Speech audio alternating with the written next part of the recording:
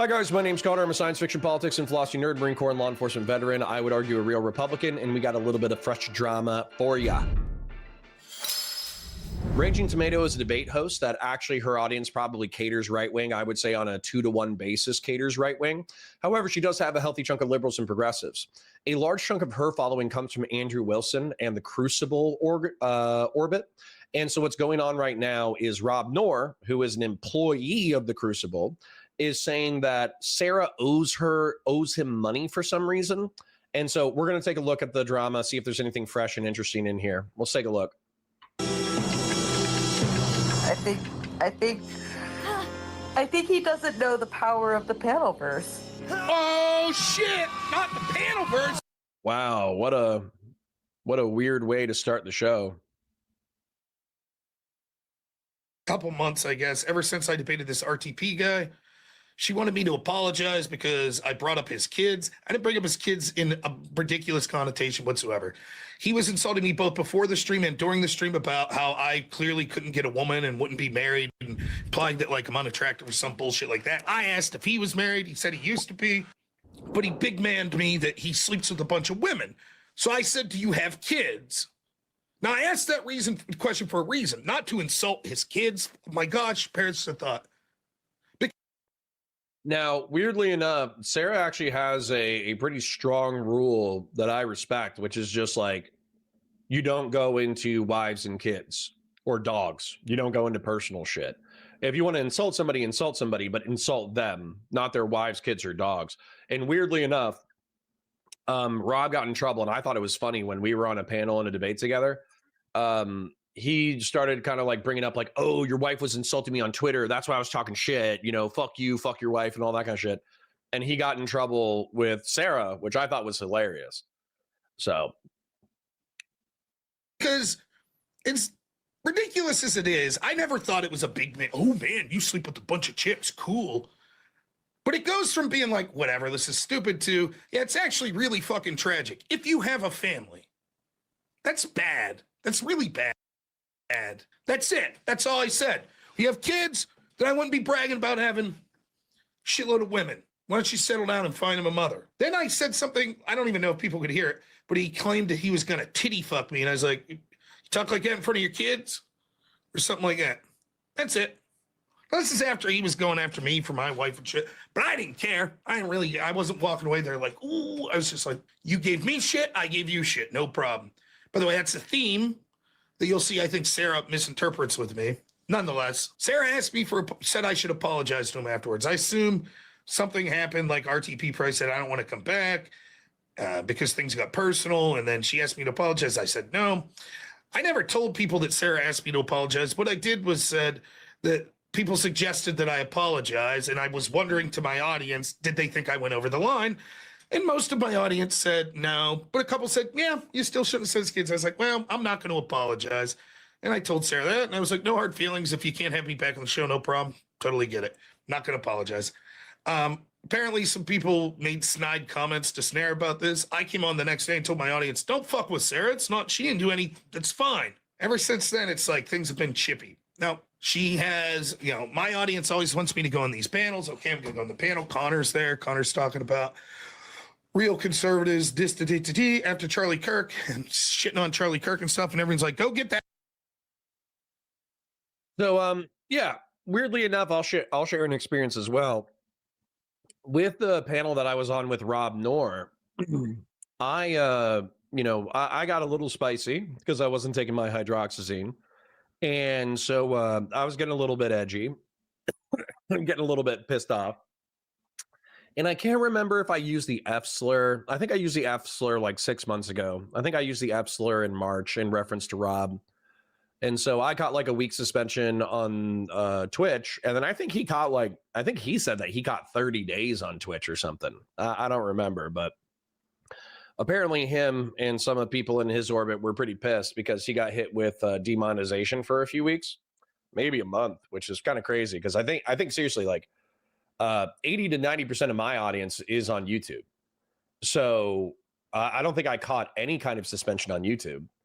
And then I think on Twitch, I got hit with like a week or something like that. And so I lost 20 viewers or 10 viewers on Twitch for like a week. It was almost nothing. But apparently it was a bigger deal to Rob. I didn't even fucking notice. But anyways, so that was like 6 months ago. And then I would say in recent terms on that night where Rob and I were on the same panel, I kind of spurred out. And I think I kept saying that Donald Trump was a rapist. And I think I kept saying words like that were like, they're not going to get your channel community guidelines striked. I don't think they're going to get community guidelines striked.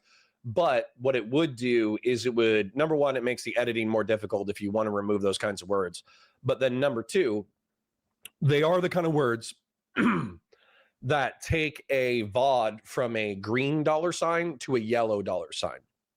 And I'm not saying that I can back this up statistically, but I think that I've noticed, and a lot of other people have noticed, that on VODs, like pre-recorded videos of former live streams, if you even catch like a yellow demonetization, then it seems like YouTube kind of deprioritizes it.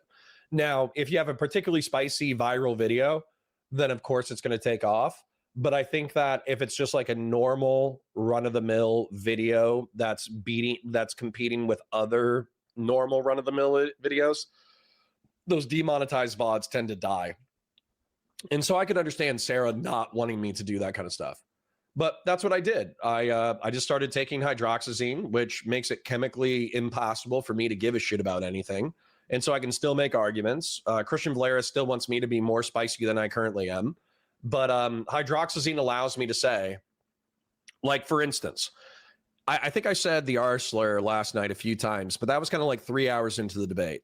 If I wasn't on hydroxyzine, I probably would have called Grace Thorpe and her father the R slur like instantaneously. As soon as that debate started and they started saying what they were saying, I probably would have just called them the R slur. Whereas, because I took a hydroxyzine, it took about 2 hours for me to get so frustrated that finally I was like, you know what, fuck this. This is so dumb that I'm just going to start popping off. So anyways, let's see what else Rob has to say. But we kind of get it. Sarah's concerned about her channel. Rob kind of said something a little bit bullying to some other random guy. The other random guy got his panties in a twist. Rob was asked to apologize. He said, nah, go fuck yourself. That fucker. Go in the open panel and get that fucker. So I go on the open panel and I get that fucker. And Lol. he, once he starts getting blown out, starts spurting out and just fucking talking over me. It's constant. And then finally, the moderators, Sarah's just letting it go. So I fucking start talking over him. And then Sarah will be like, gentlemen, both of you stop it. And then he announces, yeah, Rob, I am going to interrupt you because I think you're wrong. So anytime I think you say something that's wrong. Yeah, because Rob. So I'm pretty sure if you go back, and that's just my dog scratching her own ear. So what is it? With Rob, yeah, dude, I go on fucking 2-minute, 5-minute diatribes or whatever, but I like to think that all my shit's pretty logically lined up. And oftentimes when I'm done with my 2 to 5 minute diatribes, they don't really have a counter argument that actually picks apart what I've said. Oftentimes what I say, or what was said, they have nothing to fucking pick apart. And so, yeah, I think my diatribes are better than your diatribes, because if you go on a diatribe for 2 to 4 minutes, but then it's a gish gallop of a dozen facts, but fact number 2 or 3 is bullshit or out of context or makes an inferential argument that's incorrect, then yeah, I'm going to correct you on point 2 or 3. One of my criticisms, though, of like, so for instance, last night, Grace Thorpe and her dad were annoyed that I kept going on fucking diatribes. It's like, take notes. Right? Like if I'm so wrong, if the logic of my argument is so wrong, then you should be able to write down like, at this point, and this point, and this point, this is actually historically incorrect. This point, and this point, this is a contradictory argument here. Like you could do that if you didn't suck at arguing. Wrong, I'll interrupt. If I have a point to make, or if I feel like you're asking a question that implies something, I'm going to interrupt you in order to point it out. And if you're not an asshole, you'll let me do it. Bragging that he's going to interrupt. He proceeds to do it for the majority of the debate.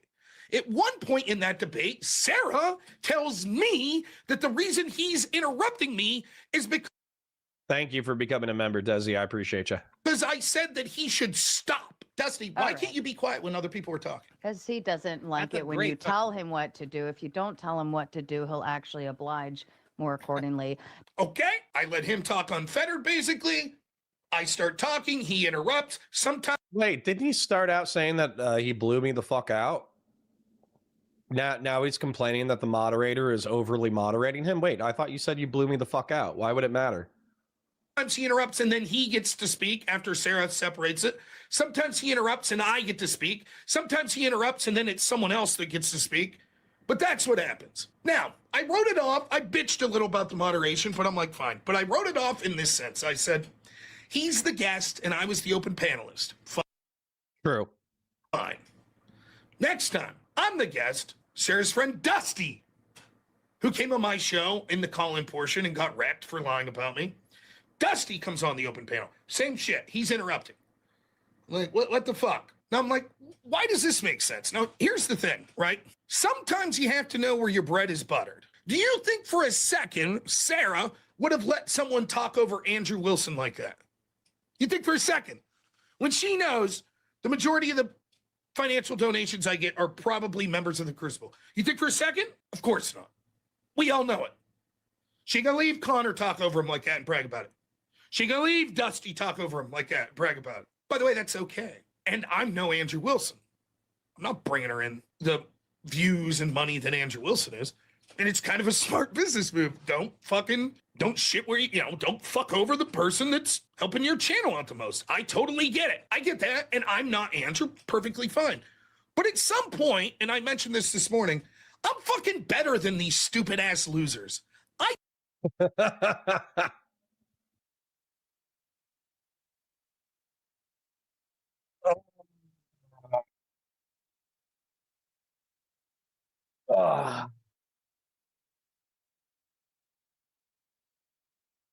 Sorry. Okay.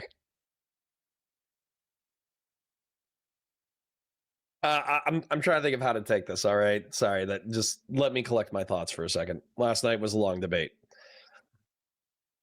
What I hear, this is so fucking funny, by the way. Holy shit. Let's bust out a drawing. This is actually hysterical. What a twat. I love this. I love this. This is so great. Rob must understand. Rob must understand what we're talking about. Okay. So let's say we got Destiny. Let's say we got me. Let's say we got, I don't know, like Live and Learn. Let's say we got, Sarah's audience. Let's say we got, Sitch and Adam. This is so fucking funny to me. Okay, I'm not going to bother layering these, but let's go ahead and say that the Counterpoints audience is like this. Okay, so just in case like somebody clips this as a bot or something like that. Let's say that Desi's audience has overlap into my audience. Let's say, I forget who this was, Live and Learn. Let's say Sitch and Adam. Let's say, I'm trying to think of somebody else. Oh, but like Sarah the Raging Tomato, just because we started interacting with them. And then my chat is a group, is an accumulation of these different groups. Okay. What's funny to me is, let's say we got Andrew Wilson, and Andrew Wilson is bigger than Sarah the Raging Tomato, but Sarah the Raging Tomato is, excuse me, Sarah the Raging Tomato is making a substantive amount of revenue off of the Crucible.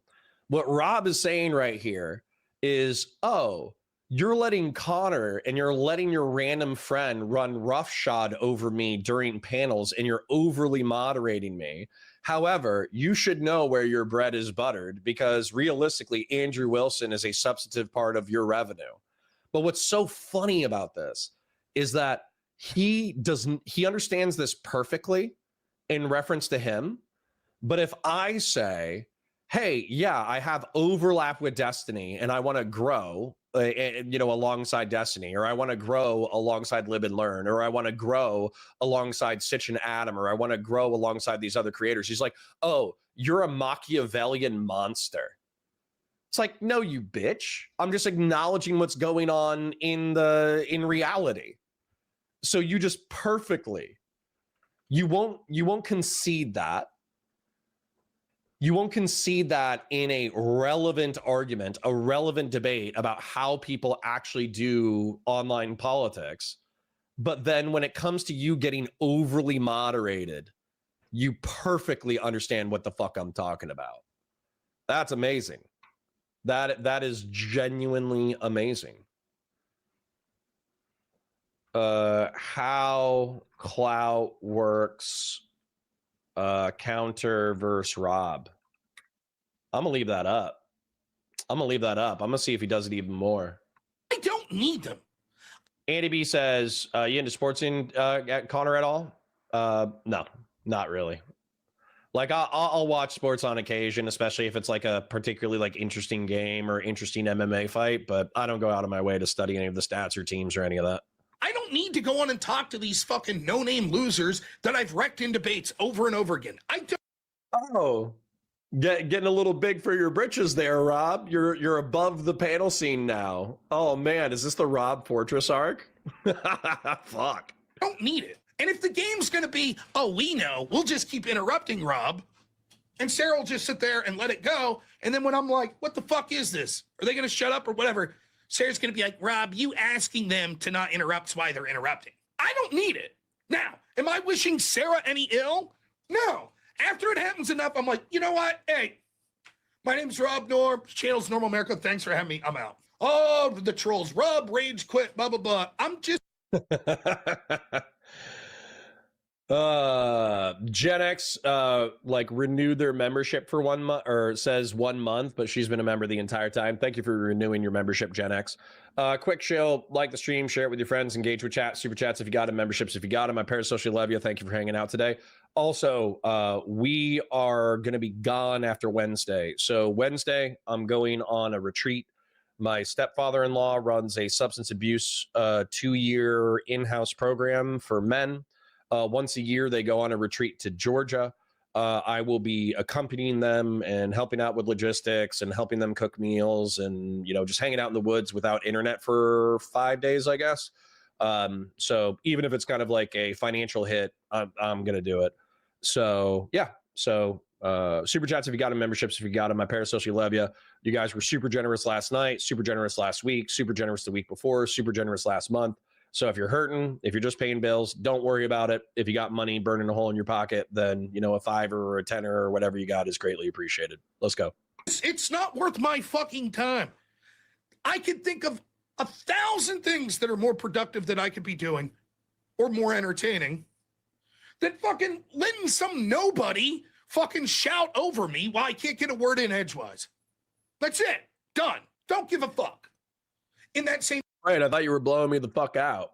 How are you saying that you're getting blown the fuck out now? panel, Dusty's buddy, Brick, I think was his name. I was like, we're going back and forth. I'm like, can you answer this? He's like, no, I refuse. And I'm like, well, then fuck it. Either he goes or I go, because what's the fucking sense of being here? If I'm the panelist and the people that are arguing with me are like, nope, we refuse to engage. I don't do well with ultimatums. I'm like, if it came out that way, I didn't mean it as an ultimatum. I meant, why the fuck am I here if they're going to be here? I have nothing to say. Clay, have you heard of this story? Thanks, Kaiser J. Appreciate you. And then here's the other thing, too. The whole point of the panels are that they're a fucking shit-flinging mud fight. That's the whole fucking panel. That's the content. So, for instance, I'm sure that Sara was annoyed that Kinetic Kel jumped onto the panel in order to jump me about Destiny. I'm sure that she was kind of, what was it? The other day, we did a panel, and I think we maxed out at 70 or 80 super chats between the Crucible and me and anybody who logged in their stream. The night where Rob and Kinetic Kel jumped me, and it was kind of like a crazier panel, I think the super chats were at like 140. I think it was like 139. So you have to understand that the open panel scene, part of it is it's crazy. That's part of it is getting jumped by people who hate you.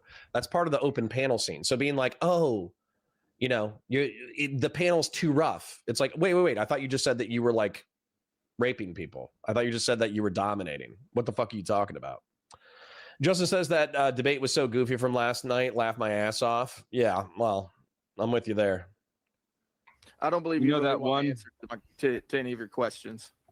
All right, hey Sarah, I'm out then. If the only two people here that are gonna fucking talk doesn't want to respond to me, then fuck it, I'm out. You can hang out with those two. So it's me or them. I don't give a fuck. Oh, I'm sad. Well, to be fair, Rob, I don't play that game. So if you hold on, I'm going to put it to you this way: I host open panels for a reason. It is up to the chat to boot people from the panel. If you want to send a brigade to send $100 to officially boot somebody for the night, we can go that way. But I don't play the whole "well, it's me or them" kind of bullshit, because that kind of negates the entirety of my show. So then True.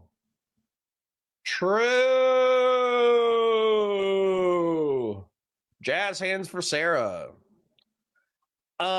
This open panel is a little hostile for me. I think I'm just gonna go. okay, that's fair. So then I will just sit here while And they you're say not we're not gonna important. respond to anything you say. You don't Okay, have to respond that's fine. to them. That's fine. I'm not gonna force you to do anything you don't want to do. Okay. I don't care. But I don't play the like me or them thing, because that's kind of like an asshole move, number one.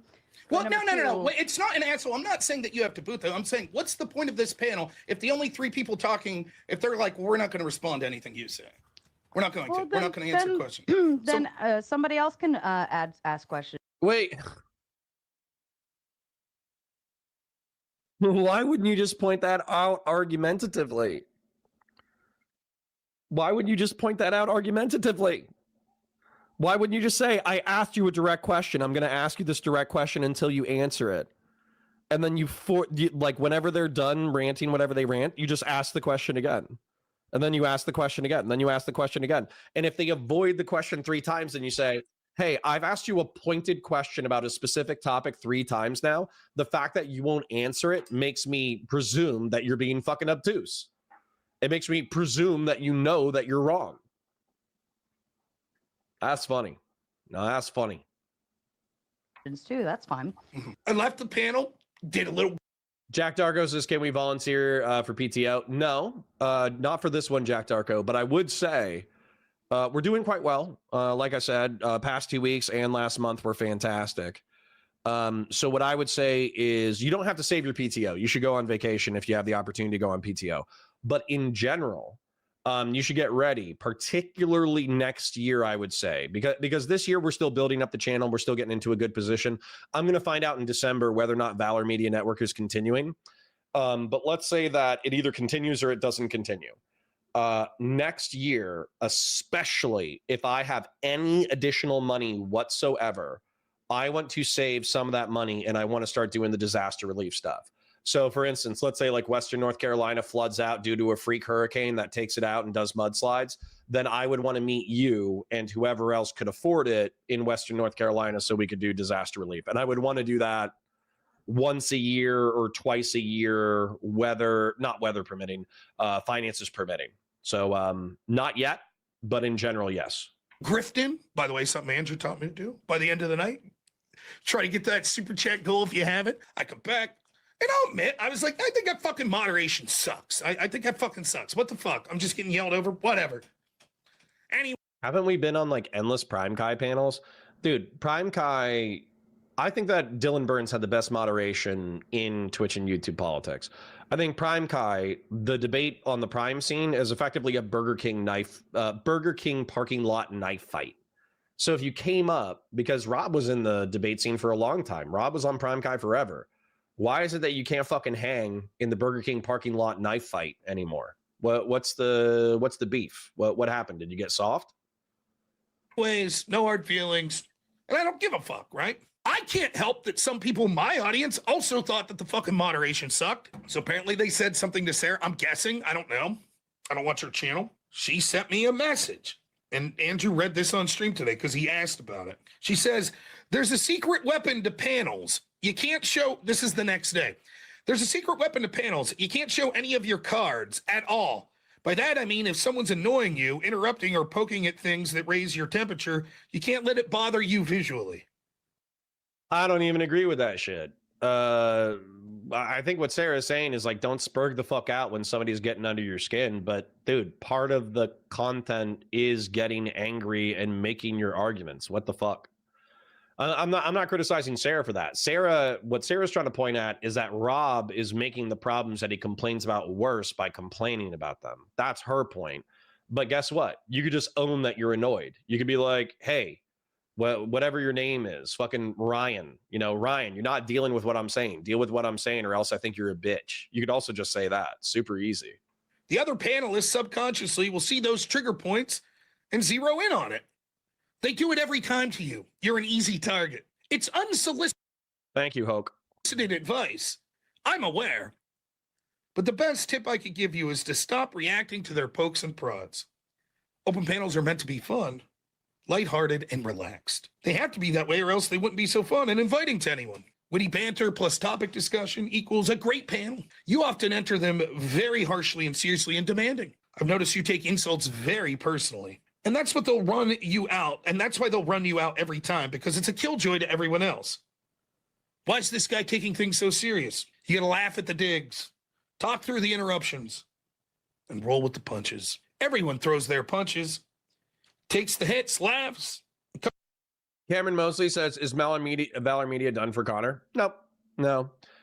We had a contract through September. The contract got expanded through December, and then I just don't know what's gonna happen with the channel. It's for me. What I would do, because they do have tons of cash, right? Like they could technically just take what the revenue from Midas, and they could just keep this project going forever. But just as an example. I'm not going to share internal stats, but basically we made enough money, and I'm like 95% of the cash coming in. We made enough money in order to pay my salary, right? But I'm sure that they want to turn a profit, and they also want to have a public service mission where they're doing things that are public services, like just men talking mindfulness as an example. They want to do that, but I'm sure that eventually they want to see a return on investment as well, where if you're only getting, what is it? So just taking a look at the videos, and I'm not trying to dig at anybody, but like uploaded 3 days ago, 50 views, uploaded 5 days ago, 116 views, updated 6 days ago, 455 views, updated 11 days ago, 60 views. So if I was seeing those kinds of numbers, I would be thinking that something's wrong.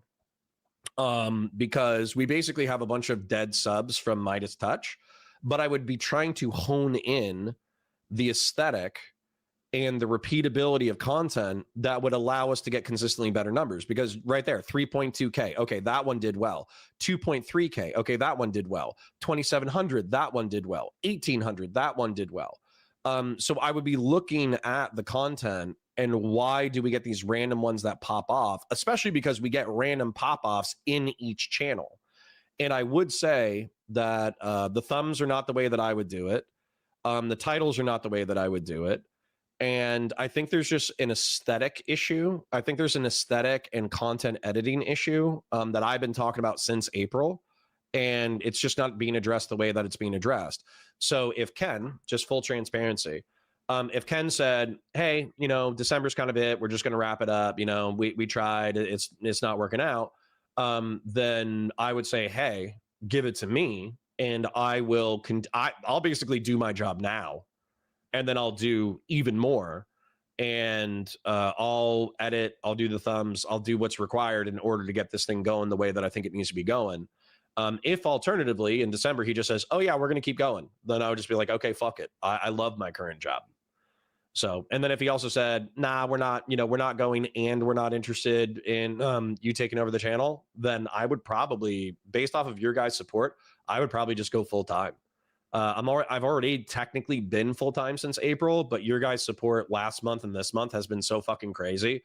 We could probably go full time and succeed. So, I would probably just pull the trigger, to be honest. Comes back the next day with the clean slate, ready for more. Trash talking about an open panel being too chaotic is like complaining that the sky is blue. They will True. always be chaotic. You can either handle them or you can't. Now, when I received that message on October 8th, I was fucking livid. I was like, you motherfucker. Why? Kaiser Che says, when you asked him about the civic nationalism and ethno-nationalism, and he said both have their benefits and faults, he lost the debate. I don't think they're bad people. They're so emotional. Yeah. Yeah, dude. Like seriously, calling me a racist and then being like, oh, I don't know what's better between ethno-nationalism and civic nationalism. That was last night's debate. That I thought that was so unbelievably cringe. Just pick a position and own it.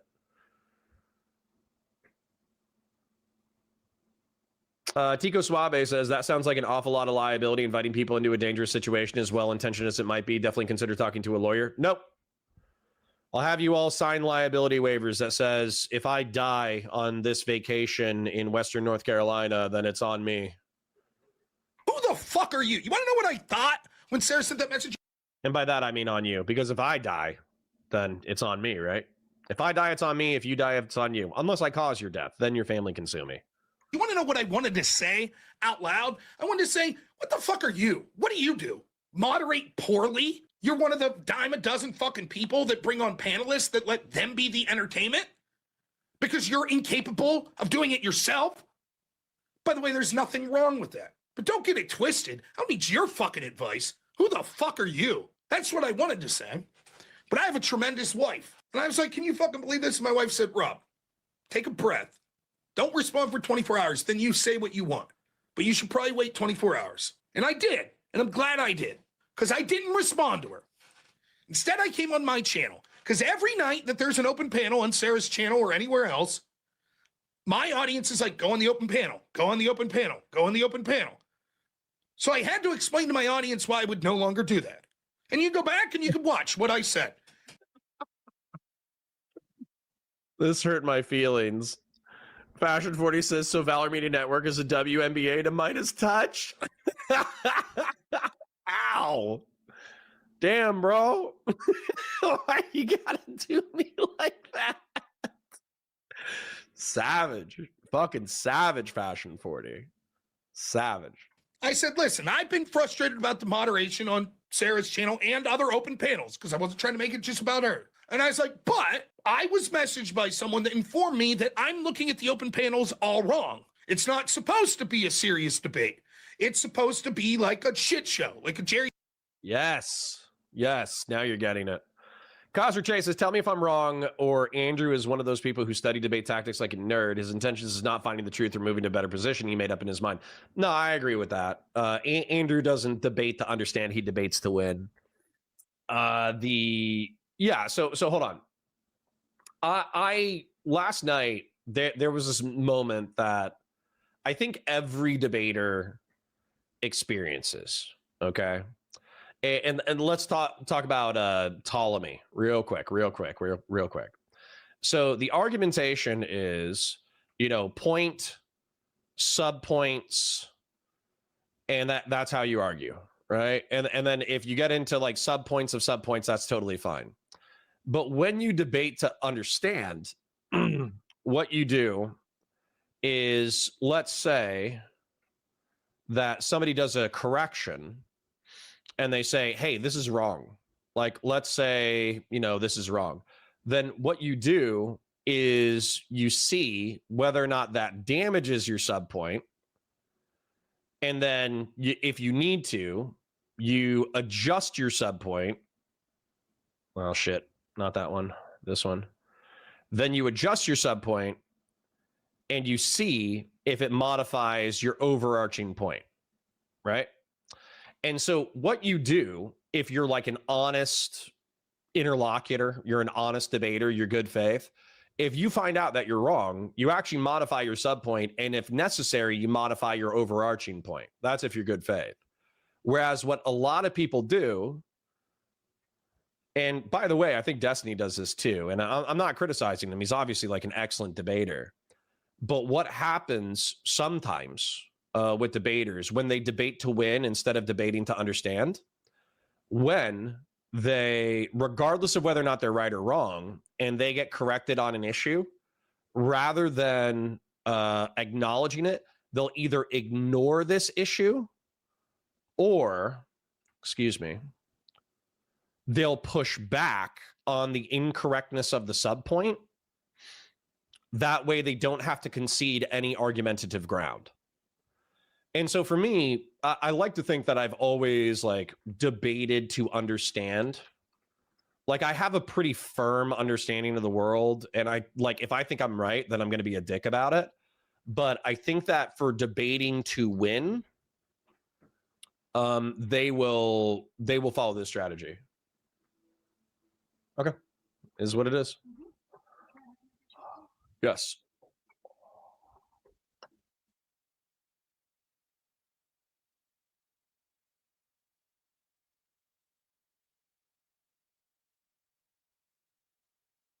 So anyways, debating to win. And then also what you'll see too with a lot of people who do not want to concede that they're incorrect on a sub point is that they will move in their other sub points in order to distract argumentatively from them being incorrect about something.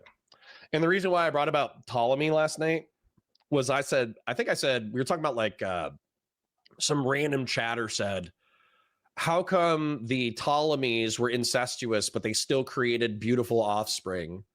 And I think I said like the Ptolemaic dynasty. And then what's his face? The fuckstick from last night said, oh, it's pronounced Ptolemaic. And I was like, oh, well, I don't think you're right. I'll double check that. And I don't like it when you're confidently incorrect about shit. And he's like, no, double check it. You're fucking wrong.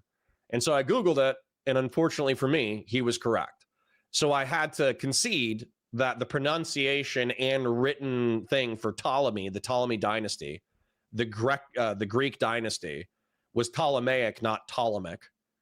And so the good news is that that underlying correctness or incorrectness had nothing to fucking do with a sub point of the main argument and had nothing to do with the overarching argument. So that's where I kind of got frustrated with the Thorpes, as much as like they helped make a good shit show panel. Arguing to win versus knowledge versus understand. I should put that. Debating to understand versus debating to win. This is what I would say the difference is. Now I need to use the restroom, but I'll be right back. Springer. Quick shill before we continue. Like the stream, it's free. Share it with your friends, that's free. Also, if you have a good time, then you should tell your friends to come hang out in the coolest chat in Twitch and YouTube politics. Engage with chat. There's lots of funny, interesting, cool people in my chat. They're 3,000 IQ, Giga Chats, and Giga Stacy's. Super chats if you got them. Memberships if you got them. I parasocially love you. Thank you for hanging out. I'll be right back. Shit show. And that's fine. If that's what people like, fine. But it's not for me. That's it. I said, so I'll continue to do a debate that Sara moderates, but I won't do the open panel. Done. Now, to the rest of what she said about I take insults very seriously. Why? Because I give it back? Because if someone says, like, you're a fat fuck, and I'm like, dude, you look like dudes bend you over. It's like, well, you're taking that seriously. What are you talking about? The only thing that it looks like I take seriously, because it's true, is when stupid fuckers keep talking over me, over and over. The insults, I don't give a shit. I just don't give a shit. You call me a fat fuck, this, that, and don't bother me at all. So I don't know where she gets this. Well, you're an easy target. Fan of the show named Toasted reached out to me and was like, hey, I'd like to set up this debate. Now, listen, I want to say this, and I have nothing against this guy, Toasted, but I have to say this. I sort of just have paid attention, if I'm honest. And I don't mean that in a negative way. I mean, I get a bunch of people that are like, will you do the show for me? Will you do this show with me? And almost always I say, yes, sure. Just this week, I did 2 podcasts of streamers that aren't big streamers that have like 30, 40 people watching. Monday, I did an excellent podcast. You should check it out. It's called Brews and Cruise. Real awesome guy. We just talked about life and shit. Wasn't a debate. Great time. The guy averages 60 views per video. He doesn't do live streams. I don't give a fuck. It's fun. So when people that are like, hey, I recognize their name, like, hey, would you like to come on a show? Would you like to debate? I'll say sure. This guy, because of the drama with this guy, Dusty, that I'd had recently, was like, you want to debate Dusty and Radical Coder? I said, sure. You debate with this trippy guy? Sure. Who should mod? Blah, blah, blah. Sara? I was like, I don't want Sara to mod. Is there a problem with you and Sara? I was like, no, I don't want to talk about it. All right. You know, it sort of got lost in the shuffle, and I saw that he kept messaging me, and I just basically ain't saying anything. And he's like, it's going to be blood sports. And, you know, I told people that, like, the topic's going to be the Insurrection Act, but it could go anywhere. You could get into real personal shit. Okay, that's fine. But I thought it was going to be a debate. That's what I thought. So we get there, we do the debate, and opening statements were fine, except totally no one's fault. By the way, Trippy, I saw Andrew say Trippy was the moderator. Trippy was not. He was the host but debater. Nova was the moderator. But the host is what's going to matter when it came to who to kick me or not. That wasn't on the moderator. That was on the host. So I get over there. The debate starts off. Opening statement's great. We start. Wow Man says it sucks that Men Talking Mindfulness isn't more popular, as some of their guests and topics have been bangers like Jocko and AI regarding masculinity. Yeah, that's actually Ken's opinion too, and I think Ken's right that Men Talking Mindfulness should grow an audience. I think the problem though is that, like, kind of marketed Valor as being like a anti-red pill alternative, which I think MTM is, Men Talking Mindfulness is.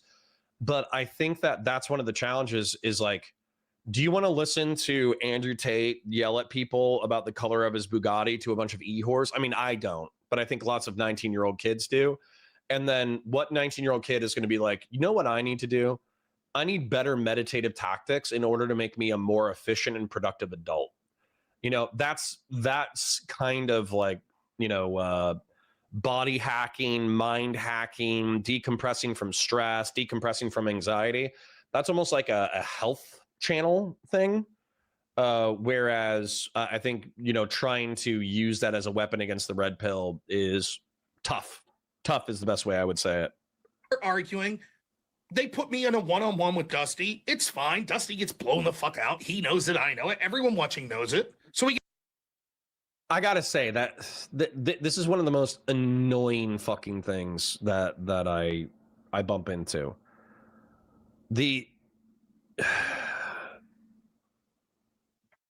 I don't know, man. Whenever you say, like, I blew him the fuck out, I'm so right, everybody knows it, blah blah blah blah blah. That's not even how argumentation works. Sorry, I'm gonna do another drawing. This is like so fucking stupid. I hate this shit. Okay, let's say that there's the stereotypical left-wing argumentation. As a matter of fact, fuck this. We'll do a circle, so we do a Venn diagram. Let's say that there's the stereotypical left-wing argumentation. Let's say that there's the stereotypical right-wing argumentation. Let's say that there's people who are actually interested in the truth. Okay, which I like to think my audience disproportionately are people who are more interested in complex information than they're interested in having their biases affirmed. So bias affirmed,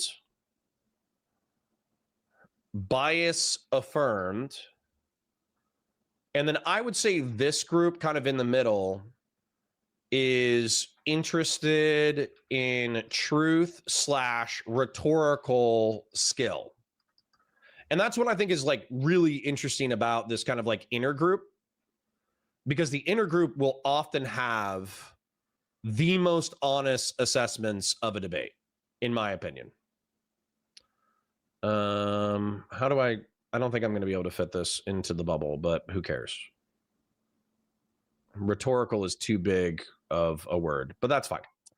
That's fine. You could read it in your own thing. So whenever you say, oh, well, everybody I know agrees with me, it's like, yeah, no shit. The vast majority of the people who come into Twitch and YouTube political debates, they're not looking to understand. They're looking to have their preconceived notions about the world, you know, confirmed. Blew the fuck out stupidity. Most people in Twitch and YouTube politics, this is all that they're interested in. They're just interested in having their preconceived notions about the world reaffirmed and maybe learn how to argue their preconceived notions a little bit better. Whereas I think that the people who are in the middle are the most interesting people, because they're the people who are like, even if they don't like what the other side had to say, they can still concede some level of rhetorical skill on the other person's part if they had bad points, but they argued them well. Or if they watch within their own side and they think their own side is incorrect on something, but they also think it argued it well, they understand that as well. And so that's where I would say these people, while they're a smaller segment, I would say straight up, this like smaller piece of the pie is probably only 20 to 30% of Twitch and YouTube politics. These are the people that I actually think are cool. I don't want to be a libertarian who caters exclusively to libertarians. I don't want to be a MAGA dick sucker that exclusively panders to MAGA. I don't want to be a socialist that exclusively panders to socialists, because we all see how those people interact with the world and they make the world a worse fucking place. This is actually where I get annoyed with Steven when he focuses on rhetoric instead of focusing on truth, is because I feel like he's talented enough that he can get some of the people who are in the interested in truth / rhetorical skill people to go his way just because he's so good at rhetoric. He's also pretty good at lining up facts too. Like there's some shit that I think Steven's just wrong on, like the Charlie Kirk shooter being left wing. I think it's pretty fucking obvious. However, he argues his point so confidently that I feel like Steven can, just through gravitational pull, he can take some of the people in the middle and drag them his way just because he's so consistently been a good rhetorician. Get out of the one-on-one and Coder starts blah, blah, blah, blah, blah. Okay. And he's just, Hi, Justin Garcia. Good to see you. heck, I don't even have to tell you. I could just fucking show you. Make up your own mind. Now, the context is when I talk to people like Coder and fucking Dusty, this is what it's always like. Constant fucking interruptions, this, that, the other bullshit, whatever. So at this point right here, as I'm talking to Dusty, I'm actually enjoying myself thoroughly. I think it's a good debate. Pretty reasonable. Your number only. Oh, the other thing to say, and this is no one's fault of anyone involved, but the last debate, like the last 5 debates I've had like this, I debated Destiny on Tom Fullery's show a couple months ago. Same bullshit. Constant spurging out, interrupting. It's just getting old. That's all. At least Destiny's a big name, though. Who the fuck are these people? I disagree that.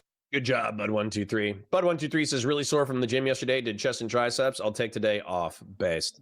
Well, so let me explain, and you tell me if you agree or not. Because when it's a one-on-one, you can see, so no one else can interrupt. They're not there. Great. Fine. No problem here. Allow people to change people. Correct. We'll just do it. So now we open it up. Okay, no problem. Now, Trippy is supposed to be my partner, even though he's the host of the debate, and Nova, who I don't know. By the way, I have no heart. Severin says Rob Noerr is like Rich from Red Letter Media. Hold on. Rich, I love Red Letter Media, and I actually love them complaining. You know what's funny? Okay, so hold on. So maybe Rich has fallen off. I have no idea. But Rich had this observation that I actually thought was quite good. And I do love this meme in particular. But Rich talking about Star Wars and how like limited Star Wars was within its scope, because you have to hit all the remember when stuff. I feel like that was a really decent observation for early Disney Star Wars. But what I like about that criticism is now I do feel like Star Wars is kind of forced to get away from it a little bit. Now, I can't really think like Andor in particular. They did Rogue One, which I thought was phenomenal. And Rogue One did have a healthy chunk of fan service. But I think Andor itself has kind of proven that Rich's criticism, while valid, isn't totally true. And so, yeah, I could see Rich as like a dude who endlessly looks for shit to complain about. But I do think he can be funny. I think he can be funny, and I think he can be insightful. So I like Rich way more than I like Rob Noerr. I tell you what. Hard feelings against Trippy or Nova, which I'll get to in a minute. Anyone else notice that Pisco has disappeared? Has he?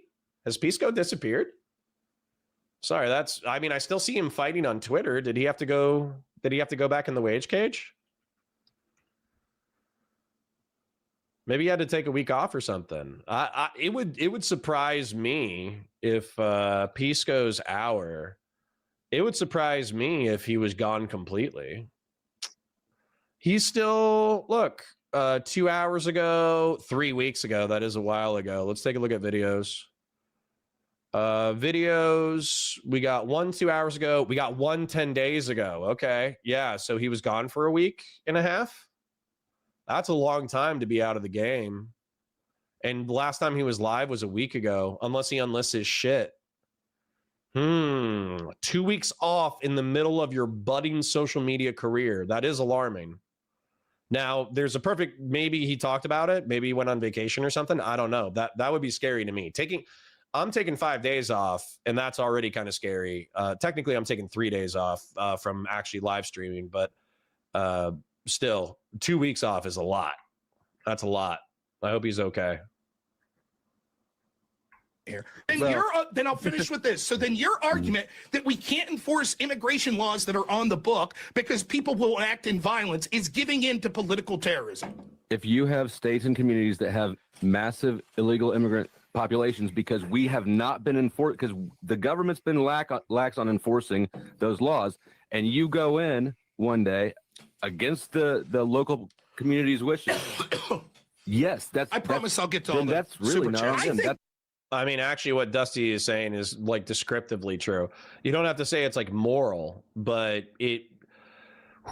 so this is part of the problem, in my opinion, with the National Guard from Texas being used to take over Chicago, is that effectively you have people with Texas perspectives on immigration, which is, nah, fuck them, seal the border, nobody should be able to come in, et cetera, et cetera. But you have them allegedly, although they're not really, but you have them policing Chicago, which has a totally different perspective on immigration, where they effectively say, if you don't commit crime, we don't give a shit. So I get it that we're supposed to be like the federal government is supposed to be supreme, but this actually kind of harkens back to each state is a sovereign. And so if you were actually looking at conservative philosophy, then even if you didn't like what Powder Dusty says, and you say, nah, fuck that, we're like a single country, you got to enforce immigration law, it is what it is, you should at least be able to descriptively understand what Powder Dusty is saying, which is these communities view immigration differently, and you can expect some form of violent resistance. So, and then Rob should say, okay, yeah, we'll expect it, but then that's illegal and we're going to incarcerate you. And if you force us, we'll kill you. That's actually how like simple this conversation should be. I want to see where Rob takes it though. How does he handle this? And by the way, there is also a lot of controversy about whether or not they are actually just enforcing the law, because courts keep ruling against the way they're carrying out their jobs. And so far, the debate's going pretty good, and then you'll see. Courts show me of one course time. It fucking matters. Show me one time it's made it to the Supreme Court and they've upheld those court decisions. I mean, these are still a lot of things are pending because it's happening in real time. Right, in like real I said, time. Wait, also, didn't Kilmar Abrego Garcia, didn't that get effectively ordered by the Supreme Court that the lower court had overstepped their bounds trying to order the return of Kilmar Abrego Garcia? However, the court was within bounds to declare his deportation illegal and to order the Trump administration to facilitate his return. Like you can pretend that that's like a blowout of the lower court, but it's not. So I would argue, if Rob asked me that question, that's what I would have argued. What we have in real time is ICE is carrying out what they're trying to do. They are arresting people. They're successfully doing it. The DHS is bragging about it. They are successfully doing their job, and police are. Patriarch says that Donald Trump was bitching about not getting the Nobel Peace Prize. Didn't the ceasefire collapse yesterday? They wanted to give him the Peace Prize last week. And Donald Trump's like, yeah, I ended 7 wars. 7 wars that didn't fucking kick off, by the way. He's just claiming that him talking to both parties prevented the wars. And then not just that, but the ceasefire that he actually did broker, or allegedly, that did get the Israeli hostages returned, it fell apart within 48 hours or like 96 hours. So I'm sorry, why should he get the Peace Prize? What a fucking tool, dude. I hate Trump so much. And I hate the MAGA sweeping for Trump a lot. Arresting people, they're charging people. The courts are ruling. The system is working as it should, and you're demanding that we invoke the Insurrection Act despite all that. Okay, why? I'm fine with that. What we see in real time is the courts are being activist and ruling decisions that they absolutely 100% know. It's rulings you disagree with. You're alleging they're activists because you don't like the rulings. You don't like the rulings, so you call them activists. I understand the You're a crybaby. I understand the need to spurg out, right? You've been talking for the past 10 minutes. I haven't even got to be up here. So what? When you get a one-on-one, you'll get to talk for 10 minutes and I won't have the opportunity to interrupt you. You made a point. I'm responding. No, see, dude, this is bad. This is bad argumentation. This is actually borderline why I respect Andrew Wilson more, because Andrew Wilson will modify his debate tactics depending on like the temperature of the room and what's going on. So, oh shit, this is so stupid. Fuck me. All right, paint your points again. Paint your points again. So, save file new. Okay, zoom in, because you guys are as blind as I am apparently. So let's look at let's look at an inconfident debater, okay? Point 1, point 2, point 3, point 4, point 4, point 5. And I'm just going to go like seriously for a bit. 0.6. And this is what Rob does in a 5-minute rant. And I'm guilty of this too. But what I think is different between my rants and his rants is that if someone says, let's say point 1, point 2, and let's say that we get to 0.3, and let's change the color. Let's say that we get to 0.3 and we get interrupted with a sub counterpoint.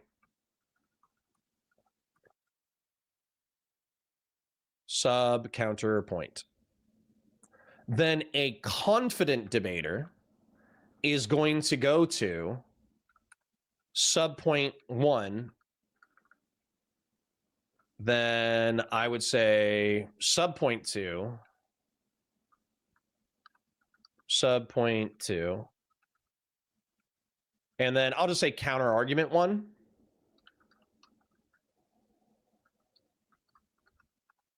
And they're going to fight on these grounds. And so this is what's so fucking annoying, because I do both. Okay, obviously I do both. I think you guys know that I love my yaps. I love my diatribes. However, the reason why I think that this is a relatively unskilled way to argue, where you make like a half dozen to a dozen points over the course of 5 minutes, is because you can just do this shit uninterrupted, right?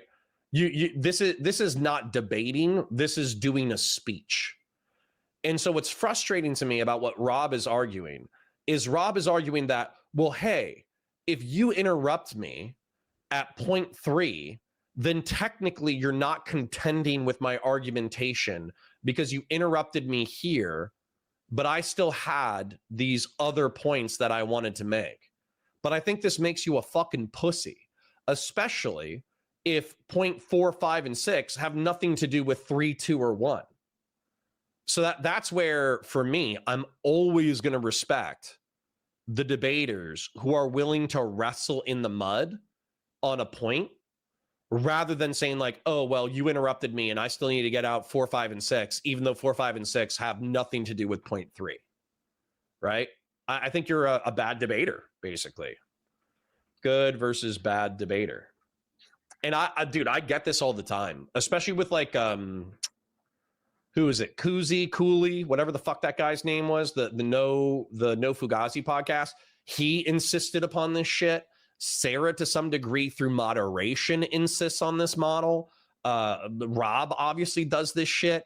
And, you know, I can do it to some point where I want to roll through 5 or 6 points.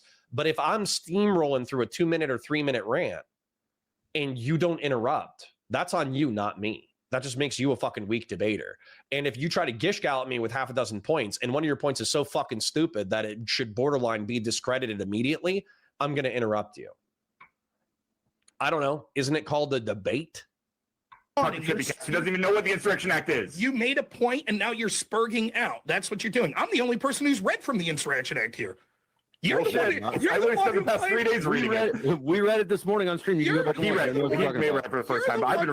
I've been studying. You're the one that made the claim that the only time the feds can enforce the laws through posse comitatus and the I did Insurrection not say that. I said the military. I said the military. Fucking brute. Anyways, the point that I'm trying to What do you mean? Wait, that's a good counterpoint. Posse Comitatus does prohibit the military from. So you misrepresented his argument. He points out that you misrepresented his argument, and you're moving on. How is that good argumentation, bro? That's not good argumentation. Wait. Do you deny that even if I said the feds, you acknowledge that as soon as the debate started, I clarified, even if I had misspoken earlier, right? So you acknowledge that? nonetheless, I think He does not acknowledge clarification. Which I don't think that I You can misspoke, by the way. I'm clarify pretty sure I it. said the military. I think you actually misheard, but that's fine. Okay, Only the nonetheless, left. we can see that these are activist courts, and there is no understanding of the law whatsoever. That That's says just an that assertion. they- You But that's the other thing that's so fucking annoying. When you declare the other side has made a concession, that's so fucking cringe, dude. That's so cringe to me. Declaring that you won and conceding the debate from the other side. Grace tried to do that last night. Grace was such a stupid fucking argument from Grace. What was it? So Garrett and I said that Israel takes like $3.8 billion per year and that we should condition our aid in order to force Israel to do what we want them to do diplomatically and militarily, or try to use our leverage in order to get them to do what we want diplomatically and militarily. And then Grace argued that because they received like $15 billion since October 7, 2023, and that we didn't think that Israel necessarily needed that money in order to prosecute the war in Gaza, that was the same thing as conceding the entire debate. And by the way, the prompt of the debate was, should the United States cut off Israel? Like, we should cut them off of aid, but we should also cut them off diplomatically. But because Garrett and I said that Israel probably didn't need that $15 billion to prosecute the war in Gaza, she was like, oh, you conceded the debate. Therefore, I declare that you conceded the debate. It's so fucking cringe. It's such bad argumentation. I hate it. have no evidence that they're activist courts. You just disagree with the rulings. You're such a fucking baby. Now that's it. It's evident to me there's no moderation going on. It's the same fucking song and dance. Now, wait, but all that happened was you made an argument, and then Ryan said, you're wrong about your argument, you're misrepresenting my argument, and you're being a fucking baby about it. I'm sorry, what? It's a debate. This is a panel show. This is Twitch and YouTube politics. This isn't Oxford. What the fuck? Is this the worst I've ever been interrupted? No, I don't need these fucking people. I did this debate as a favor. Oh man, Rob Fortress arc, huh? Andrew Wilson has been buttering that bread so much that Rob's about to go into the fortress. That's amazing. To a dude that likes me in chat that set the debate up. I don't need these fucking people. I don't need them. And I'm not, here we go again. Same fucking shit. I'm just going to get spurred out on, interrupted the whole fucking debate again. Now, I have said on my channel for quite some time, I'm a pretty good debater. I have no fucking clue. I have no clue what the strategy is at this point. Angry Points brings more viewers than Sane Points. Listen, I get it, but I also want to keep my channel, right? I don't know. I've tried damn near everything. I've asked the moderator. When I ask the moderator, people like Sara tell me it's my problem that I'm appealing to the moderator. That's putting a target on my back. People say that's a bitch move. I've said, hey, fuck you, peace out, I'm leaving. That's a bitch move. That's rage quitting. I've suggested people putting timers on. People like, oh, appeal to the moderator. Grassard says, I'm hearing Leighton gay and in a meeting. Well, better late than never. Welcome aboard, Grassroots. We're having fun. What a bitch. I've shouted over them. Wow, Rob, you look like an unhinged asshole. I thought you were supposed to be a good debater. These fucking people can't Dude, he's letting the comments get to him. That's what's going on, man. He's letting the comments get to him. Like for me, no offense, Chad, I parasocially love you. I think you see the way that I handle dickheads in my chat. If you jump into my chat and you actually have an argument and you're like, hey, you know, you're wrong about this, this, and this. And then I'll ask you, I'll say like, okay, tell me. But if you walk in and you're just like, you're an F slur, you don't know what you're talking about, et cetera, then it's like, ban. See ya. I don't need you. And so I think Rob, I hope he's banning people like that for like your own mental health. For your own mental health. There's such a thing as spicy, abrasive people who will bring interesting arguments to your attention, and those people are worth tolerating. However, if somebody is just constantly insulting you, then fuck it, block them. It's not worth the mental stress. So I feel like Rob might not be blocking enough people who are insulting him. And then as a result, he's letting some of these comments. It's like death by 1,000 cuts. I think he's getting razor bladed right now, metaphorically. They know that if they have a radical coder, one time I was on a panel with him and I was talking about the double standard between how the law was enforced between the Trump team versus the Hillary team and the Biden team. And I came up with 20, like, I don't know, an hour, a half hour before the show. I came up with a list of 20 examples off the top of my head. He claimed I was spreading disinformation. So here was the deal I gave him. Now, this is the worst debate advice I could ever give someone. I gave him the entirety of my notes. I said, here you go. And I gave him a month to prepare. 1 fucking month without changing the notes. I said, there you go, buddy. You prepare. You have 1 month. And I want you to go through these notes without my ability to change it. And I want you to show me where the disinformation is. And he got absolutely fucking wrecked. He got wrecked. He had a month with my exact notes. That was the topic. You think I'm afraid to debate that fucking guy? He knows. He knows what would happen. So he adapts the tactic. The same thing when I debated Destiny last time. Well, I'm just going to shout over you the whole time. And now you're wrong. Or when I debate Connor, same bullshit.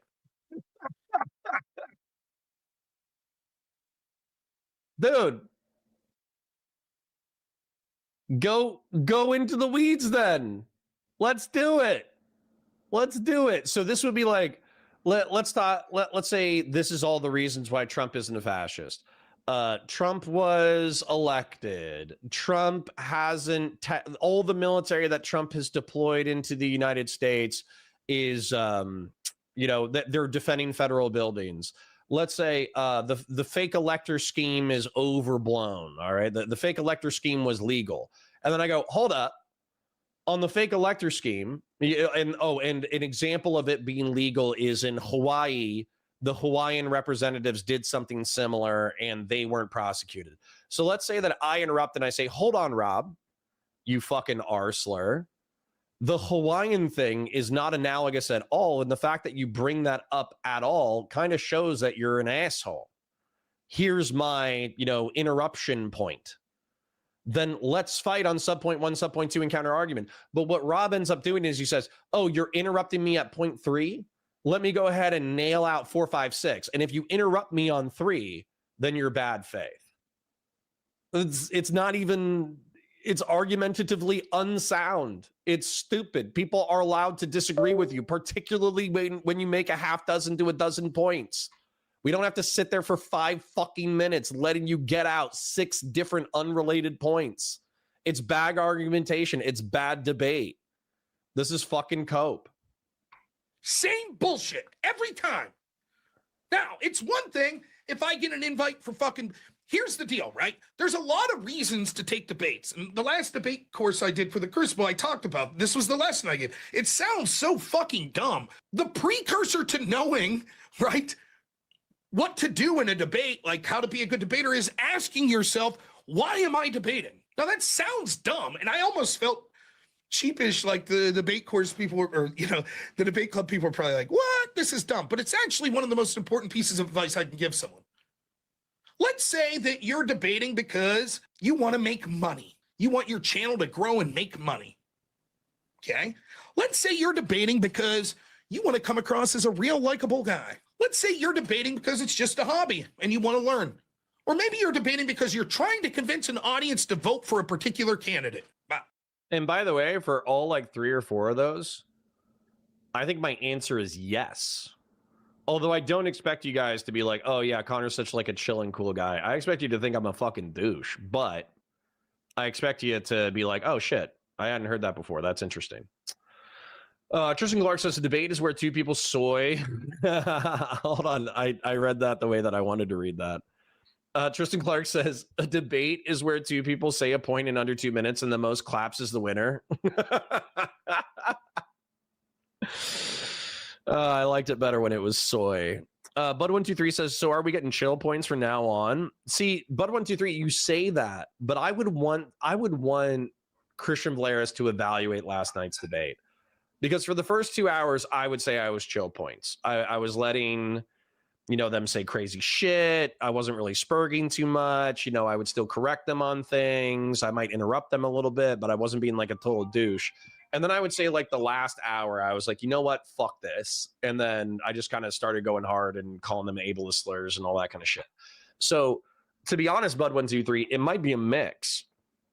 It might be, I start out, kind of chill because I'm taking my hydroxyzine.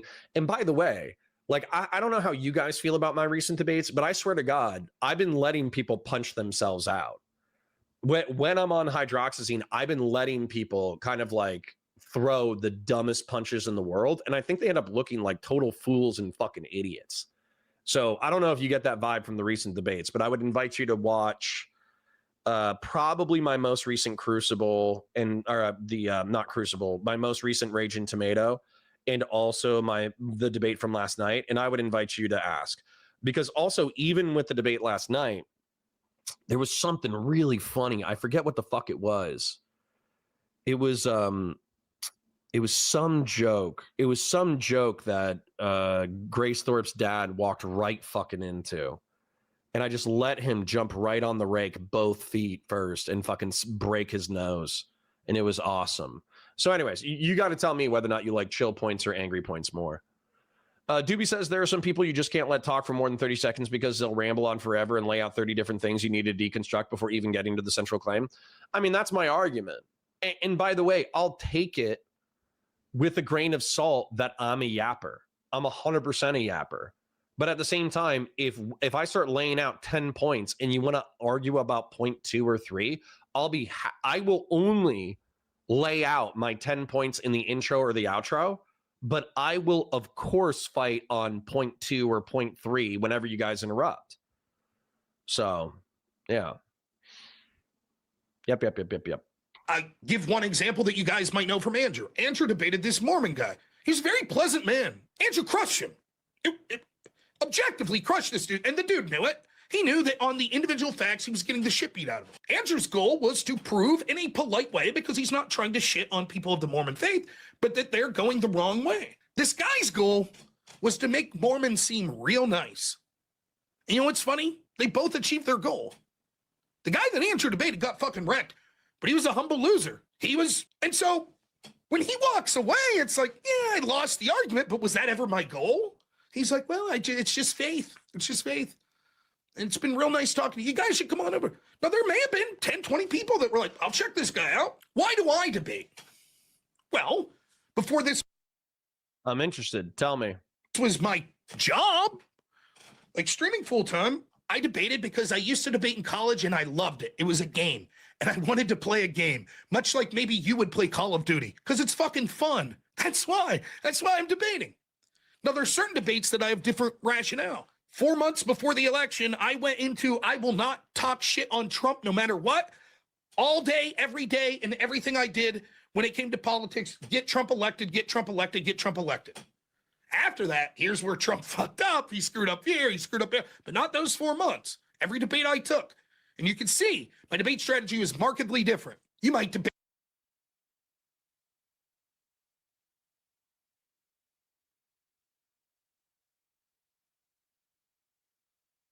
I want to say the N-word with an A.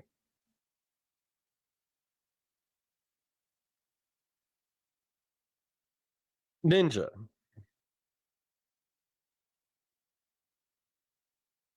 Did you just say for 4 months leading up to the election, you intentionally never conceded any point that Trump had in reference to being bad? Because one of the things that this motherfucker always accuses me of is being like a shill and a dick rider for the DNC. But I was criticizing the DNC. I was criticizing Kamala in public. I was criticizing the late, basically the fact that they swept Joe Biden's mental acuity for years. Because I try to tell the truth. I try to tell the truth as I see it, whenever I see it. So this motherfucker just said, oh, yeah, I shilled and dick sucked Trump because I wanted him to win as aggressively as possible. And by the way, that's politics. Politics is about power ultimately. So not making concessions to your enemies could be a way that you do politics. But I also think there's a value to telling the truth, because effectively what you just said is, I will lie by omission as long as it helps my guy win.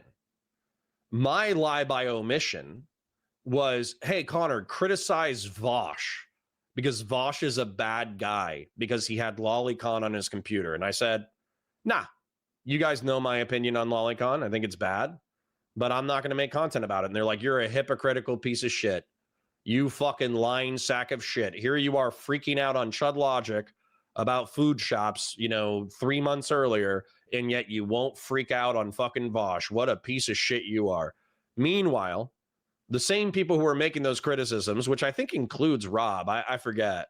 It was at least the drama community. It might not have been Rob. It might have just been the drama community. But here's Rob saying, oh yeah, like I swept for Trump for 4 months fucking straight. Because fuck it. We need to win. That's interesting. That is interesting. So I might take a debate with someone because there's a lot of people watching. That's good. I might debate someone that I don't want to debate on a show like Tim Pool's show or Piers Morgan because there's a big audience. Right? There's no shame. Damn, bro. He just out here just saying everything I said that he gave me shit for. In that? Fine. I might debate someone because I think they're a challenge. Why the fuck would I debate these jokers? They bringing in an audience? No. They a challenge? No. So what? Oh, I'm too big for Twitch and YouTube politics. I'm too cool for this. Is just the Rob's Fortress arc.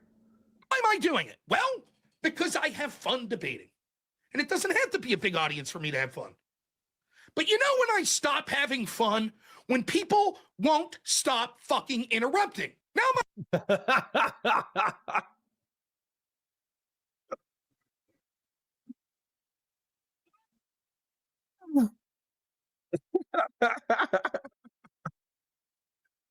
Grassroots with the 50. Thank you, King. Won't be here much today, but wanted to chat to know. Much love, even Doobie smiley face. Well, thank you for the super chat, bud. Thank you for the fat super chat. Quick shout out to Malevolent Vet for the super chat. Tezzy for becoming a member. Gen X for renewing your membership. And Grassroots with the $50 super chat. Much love. Thank you, King. Now, I'm just going to pull up the drawing one more time just because I think it's funny as fuck. You keep interrupting me. Bruh. It's debate. It's not Rob's speech hour. It's debate, which means that if somebody hits you on a point, you get into the mud and you fight in the mud. That's fucking funny that you think that's not a part of the debate. That's cute. my entire reason for being here is fucking. Oh. Oh no.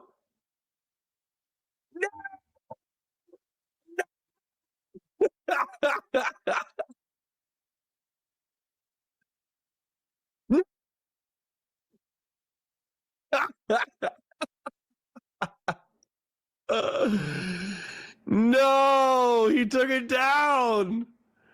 He took it down. No.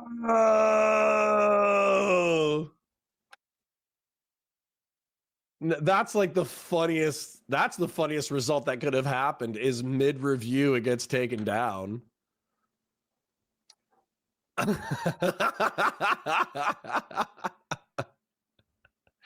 Now listen, there can be a billion reasons why I got taken down, okay? It could have gotten taken down because they rebuilt the bridge with Raging Tomato. It could have gotten taken down because, you know, Andrew was like, hey, this is a bad look. It could have gotten taken down because, you know, the comments were nasty. There's 10,000 reasons why it could have gotten taken down, but I think that's funny as fuck. I think that's so funny that I'm reviewing Rob freaking out, talking shit about how he needs to go into his Fortress arc. And look at this. Connor sold out for so little. It's time to face the truth.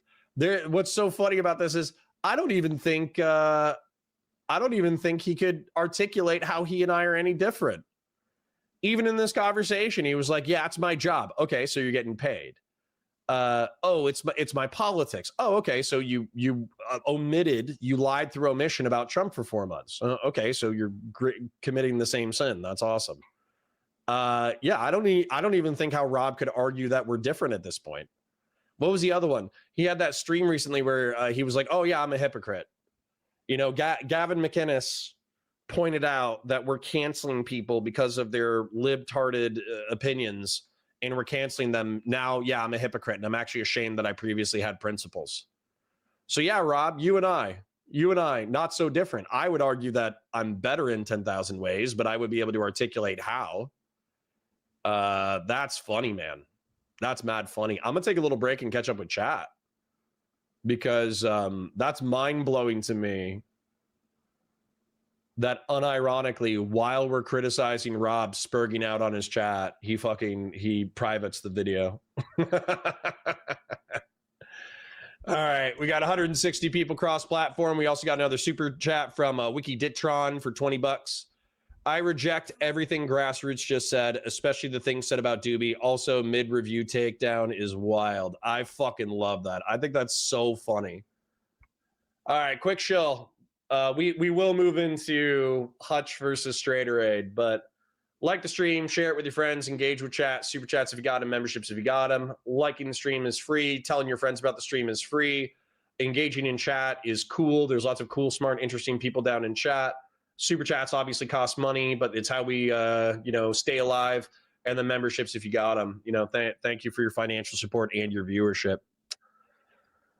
Oh man, I think I'm gonna scroll to the bottom because I'm probably 20 minutes behind. I'll check out like Valor Media Network or Connor comments. Severin says, Rich hasn't fallen off. He's just punching bag of red letter media. I love Rich based. Bud123 says, I watched your debate last night. In that debate, I thought Angry Points was a better debater than Chill Points. Angry Points conceded points of agreement, and those arguments were more direct. I gotcha. So Spurgy Points. Fashion 40 says, Connor, say the N-word. It's fine. I can't speak for a few blacks in here, but I'll give you the pass. I mean, I appreciate that, but I can't. I'm employed. So if I'm not allowed to say the F slur or the R slur, I don't think I can say the N-word.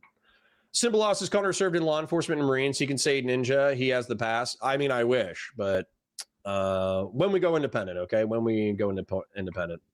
Melody says, Connor did go after food shops for a while, so I guess he did, lol. Dude, I went after food shops recently, too. Rob says, we just stumbled right back into the political asymmetry. Destiny is upset about Rob will infinitely lie for Trump, and you tell the truth. They're ghouls. Dude, that's a thing, man. That's a thing. Like, seriously, no matter what, if somebody asks me my genuinely heartfelt opinion, I'm typically going to answer. And if I don't answer directly, then I'll tell them why I'm not answering directly. So that's fucking bananas. That is bananas. Class is concealed due to a server outage, so I return, even though I could have left campus 3 hours ago. Well, Darth Panzer, if you're just returning, the funniest fucking thing happened. We were literally watching this content, and he fucking took it down. It was crazy. My entire reason for being here is fucking, this is a Canon Rob quote now, based. Should have downloaded it first. I should have. That would have been funny.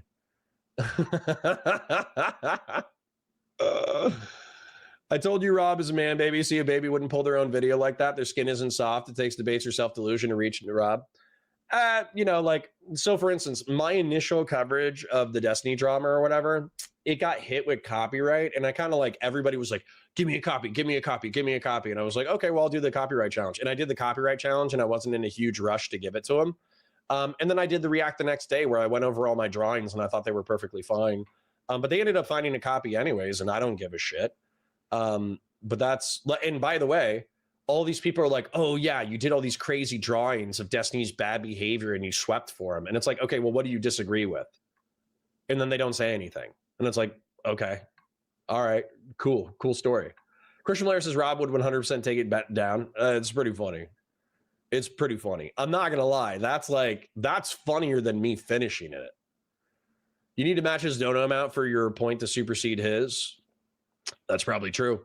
Purple Politics Breakdown says, what's good? Although competing with grassroots is dangerous. What's good? It's Radell from Purple Political Breakdown. What's up, man? How you living?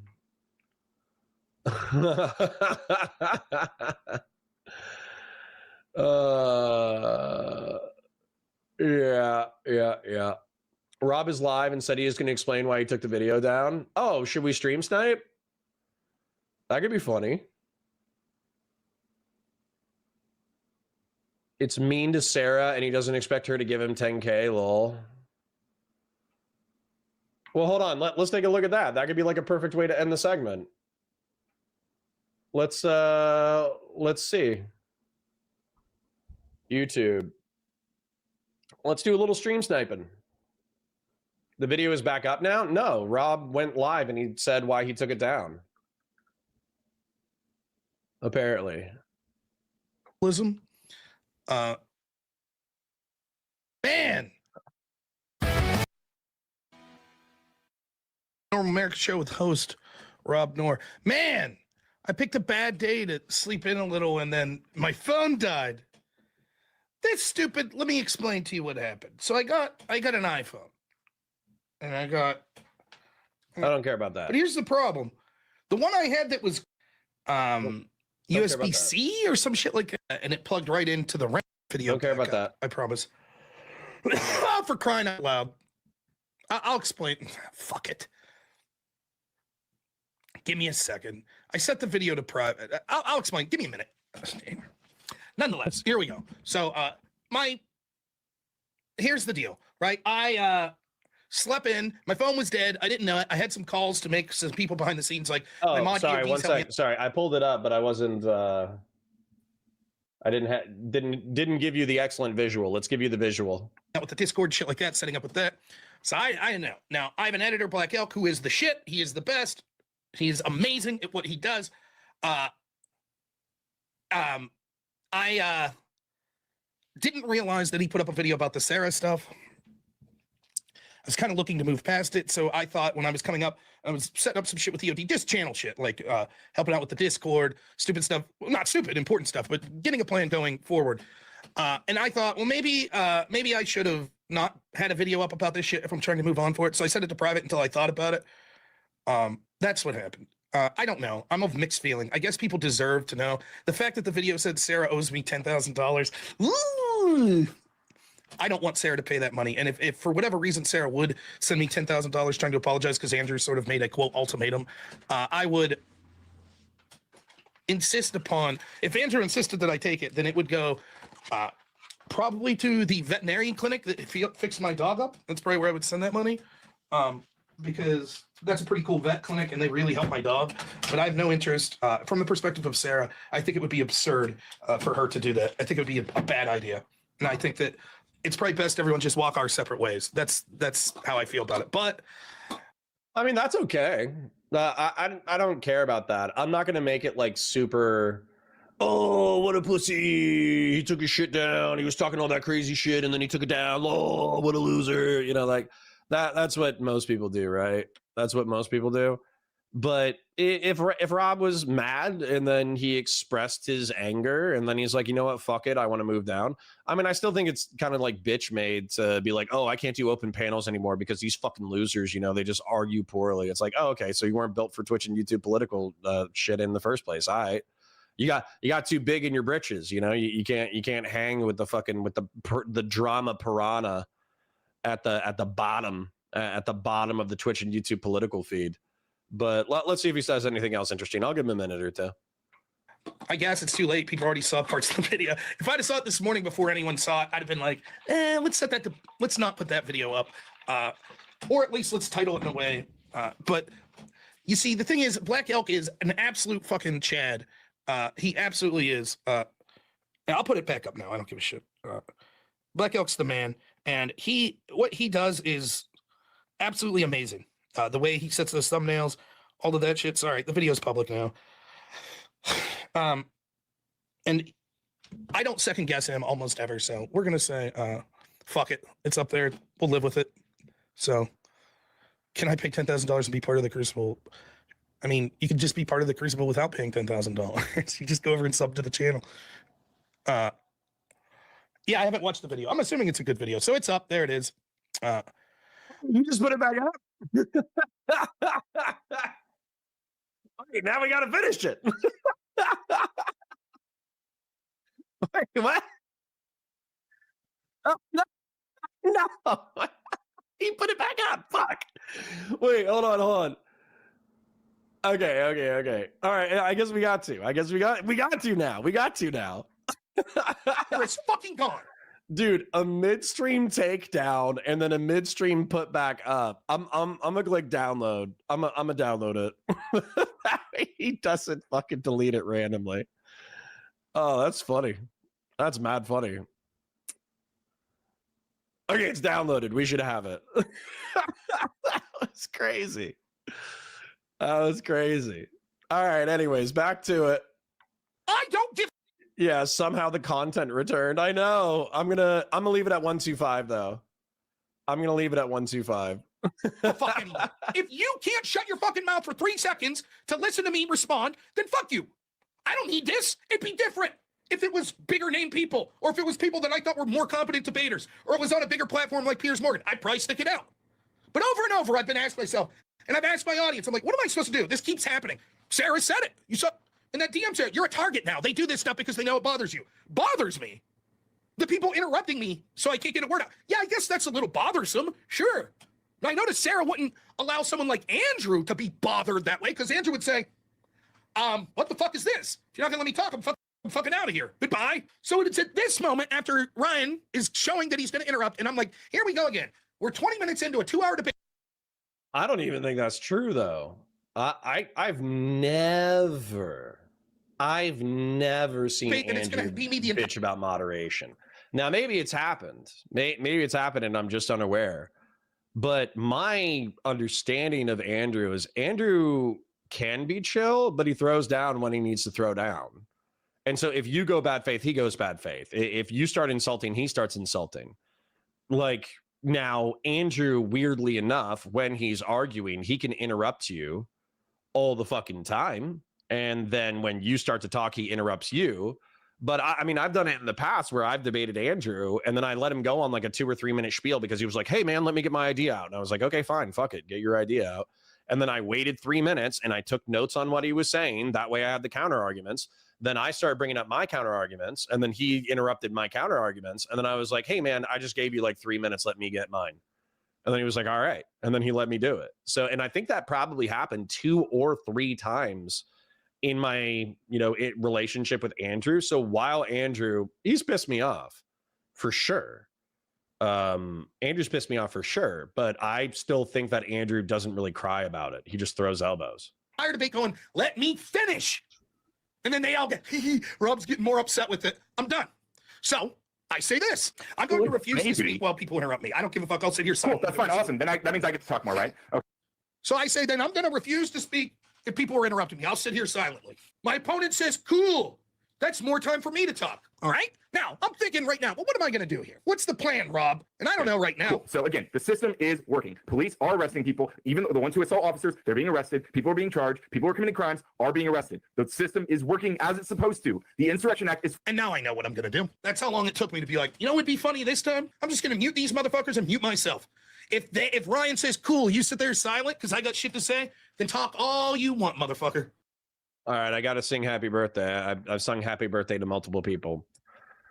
1, 2, 3. Happy birthday to you.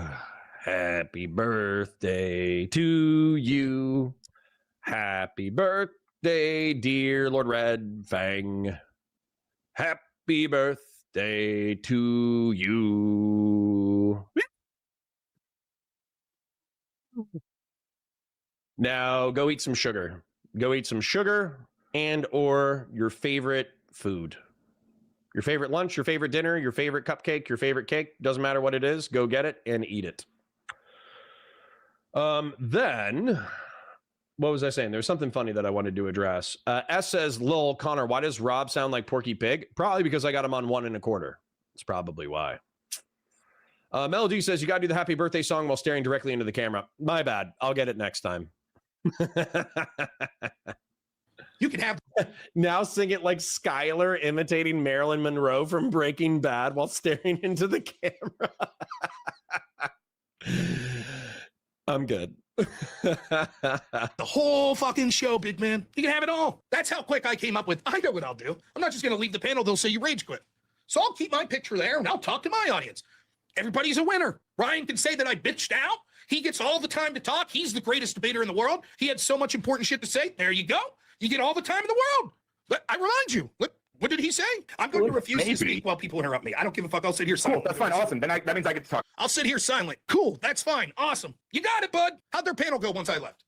And Andrew's absolutely right. And it's something I didn't say this morning. They don't have a show without me. I am the audience there. I'm a small fish, but I'm a bigger fucking fish than them. If I get like Sam Cedar to come on and debate me tomorrow, you think I'm just going to spurg out and interrupt him the whole time? So he's like, you know what, man, I don't need this. I got a way bigger audience. You go fuck yourself.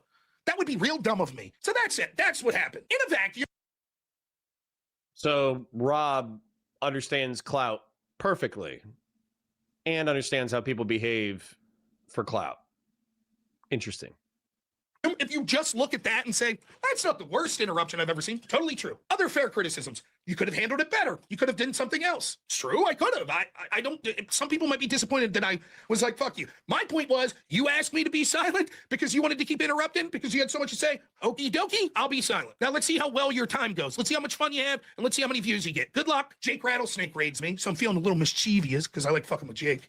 Jake, what'd you think of the next move here? What'd you think of what I did next? Oh. Well, maybe Jake wasn't that impressed, but he raids. And I'm like, oh, I just did the extravaganza earlier with Jake. And we were playing a clip from this guy that does these ShamWow commercials, right? And that guy might be coming on the extravaganza next week. So they're messaging me in the back. This toasted guy's messaging me. He's like, they'll bring you back up. They'll do 2 minutes. You talk 2 minutes, then them. I say, okay. So they bring me back up. And I just basically say, hey, Trippy, I'll make it up to you, man. Sorry about this. But, you know, clearly Radical Coder has so much to say. And what could I even say? So I just wanted to mention that Vince, the ShamWow guy, might be coming on the extravaganza next week. So I wanted to read the famous ShamWow commercial. And that's what I did for a minute and a half. And then they realized, like, oh, this guy's fucking with us. That's true, I am. And that's what happened. So that's the whole story of what I did yesterday and why I did it. Tired of fucking people.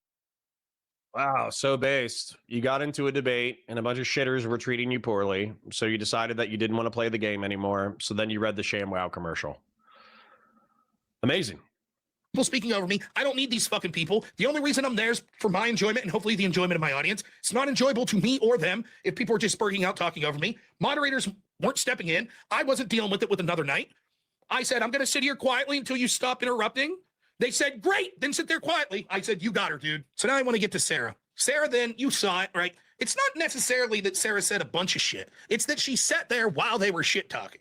That's the issue. That's the fucking issue. And all these fuckheads came over from Dusty's channel last night. First, I dealt with the fuckhead from Sarah's panel. It wasn't Sarah's fault, though. It was she was doing a panel herself, moderating it with Counterpoints, who I fuck with all the time because he's trash. And one of his supporters came over and he spurged out and got wrecked. He left. Then this dude came. He was a nice guy, but man, fucking out there. I talked to him for like an hour. Now, this is after I closed the showdown. I was like, thank you so much, everyone. We do a little thing called the Griftathon. The show ended. I was just saying my goodbyes. These people start coming in. Now, these two weren't connected with Dusty, but the rest of them all were. So it took me. Dude, okay, sorry. Here's another thing because we're kind of getting like more details than I necessarily need in order to understand what's going on, but that's okay. You know, like I said, I'm a fairly verbose person, so I don't resent anybody else's verbosity, if that's a word. But I guess my frustration with this is like, I go into hostile spaces all the time. Like I assume a lot of people are like, oh, you know, you're just like a Destiny dick sucker. I seriously think like probably 70%, 80% of DGG does not like me. They don't like me because I criticize Steven. Sometimes I criticize Stevens to his face. Now, a healthy chunk of people are like, well, at least you criticize him from a perspective that seems to be good faith. And at least even when we don't agree with your arguments, you seem to be making your arguments from an earnestly held point of view. Therefore, we respect you at least for that. So used to not like you. Well, yeah. See, I don't know if you're saying that you used to not like me or you're saying DGG used to not like me. Maybe it flipped. I don't fucking know. But anyways, I kind of view DGG.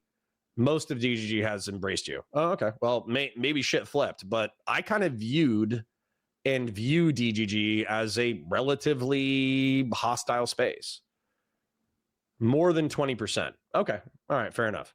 But the point is that, like, I think that at minimum, if it changed in the past 6 months because I'm the only person that didn't like openly try to backstab Steven or whatever, then I would say that 6 months ago or a year ago, that was not the case. I would put it at like 70-30 that people who didn't like me compared to people who liked me in DGG. So I viewed it as a hostile space, not a friendly space. I just knew that I could crack out a few good eggs. Okay. So anyways, and some of those good eggs are in my chat. But it was the same thing with Crucible. It was the same thing with, Sarah Tomato. It was the same thing with Dylan Burns. It was the same thing with Twitch in general. I'd expect that the vast majority of people are not going to like me. I'm just going to be able to crack away a few good people who are going to come and be a part of my community. So having this whole like fucking spurg out because the audience doesn't like you or the other panelists don't like you, who gives a fuck? That's like the nature of the space. So I think that he's expecting loyalty where it should not be expected. Like halfway through the first caller to realize, I see what's happening. You're a fan of Dusty's. And by the time I got to like caller 2 or 3, I realized, oh, they're probably all together on a channel. I wasn't surprised when someone after the stream at like, I don't know, 4 a.m. or some bullshit, right? Was like, hey, Dusty's got all these people on the panel right now. Like, I check my phone as I'm hopping in the shower. And surprise, surprise, there's fucking Sara. And I'm like, what the fuck? And there she is. Now I'm pissed off that it's like, you motherfucker. You sent me this unsolicited advice previously and all this bullshit. And I kept my mouth shut, basically. I said your moderation wasn't that great, but that's it. Ask my channel. I was like, hey, I wish Sara the best. Open panels aren't for me anymore. Good luck to her. And I always talked her up. I said, I want people that are right-wing. This is something. Yeah, so here we go. Melody says, the only issue I have is Connor repeating his issue with Destiny, often lol, but I've come to accept it like my parents telling me to get married every time I visit. Best. That Andrew and me have in common. We want the right to win everything.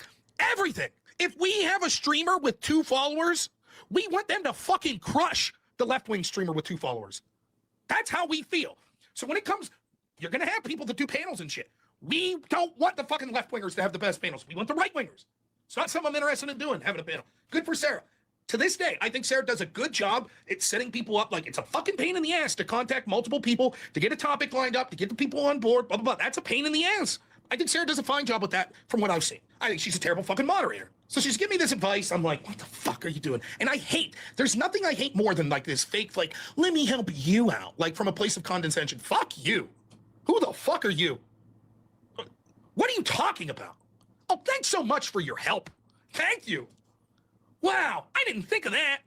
Here, I thought the panels, even if they were supposed to be fucking a little more loose, you were still supposed to be able to hear each other. That's what I thought. Not just... This motherfucker's been on Prime as much as I have. Well, probably not. I was actually on Prime Kai for like 6 months straight as like the center right heel. But at the same time, it's not like he wasn't on Prime Kai for a long time. It's not like he wasn't like a shitter Twitch YouTube poll debater. I would say this is like forgetting your roots. That's what this feels like. I swear to God, I feel like he got a strong patron in Andrew Wilson, effectively hiring him for the job. And, good for him. I'm happy he's full time. I think that when it came to MAGA debaters, Rob was at least able to string a couple of sentences together, which is, not always the case for pro MAGA people. So I'm happy he found a niche. I'm happy he found full-time employment within the entertainment sphere. But I also, holy shit, talk about forgetting where the fuck you come from. You're a fucking shitter. Like, what the fuck? Bro, someone make a compilation of all the times Rob has interrupted his opponents. I don't even give a fuck about that. But like, you should be ready for arguing on sub points. That's my main point. I don't even care if Rob's a hypocrite when it comes to interruptions. I care that Rob should be ready to deal with interruptions. He's been in the space long enough. Talk through it. All right, though. But whatever. I didn't say anything. Now, if I would have Rob is not a lawyer as far as I know. I don't think he has a JD. He was working in home health care. I think he was working in like hospice and nursing for a while. I don't know if he worked hospice, but he worked like home health aid for a long time. While I was showering, turned on Dusty's panel, and it would have just been Dusty and these goofs. I'd have probably started my show today before the call-in show and been like, oh, man, big fucking Dusty, these trolls. Yeah, I'm done dealing with these fucking people. Anyways, moving on. But there I saw Sara. I'm just going to say this. I happen to be privy to the fact that Sara and me may be working together in the future on things like DebateCon or other projects. So I'm like, why the fuck would you why would you do this? Why would you you got something to say? Come say it to my fucking face. You're gonna go on a panel for 3 hours. She sat in that fucking panel because I went back and checked. Did she say anything bad, or was she just sitting there without interrupting other people talking shit about you? Because again, this is for me. This is like expecting loyalty where none is necessary. I don't expect a moderator to interject to defend my honor. I would never expect Dylan Burns. I would never expect there to be a panel where half a dozen people are in the chat or in the stream and they're talking shit about me, and then Dylan Burns is like, "Hold on, guys. Did you know that Connor is cool for XYZ ABC reason?" I would never fucking expect that. Nor would I expect that of Prime. They're moderators, they're hosts. The whole point of them is to bring people together. It's not to interject their own opinions. 3 hours? You sat in that fucking panel while they talk shit on me and you're yucking it up and all that shit? Then they intentionally sent trolls over and you sat there the whole time? 3 fucking hours? I saw this about 30, 40 seconds after I fucking turned Dusty's video on, and I about died of laughter. In fact, I woke my wife up laughing from the bathroom. Well, I think this is what happens when people fuck with the panelverse that way, right? If you're not a panelverse person and you come in and you try to fuck with the panelverse people, like they will all band together. Yeah. I would say this attitude of like, oh, I'm bigger than you. Who the fuck are you? Who are you, Twitch and YouTube political shitter? Yeah, I would say it's off-putting. I would say it's off-putting like a motherfucker. I think it's off-putting to me.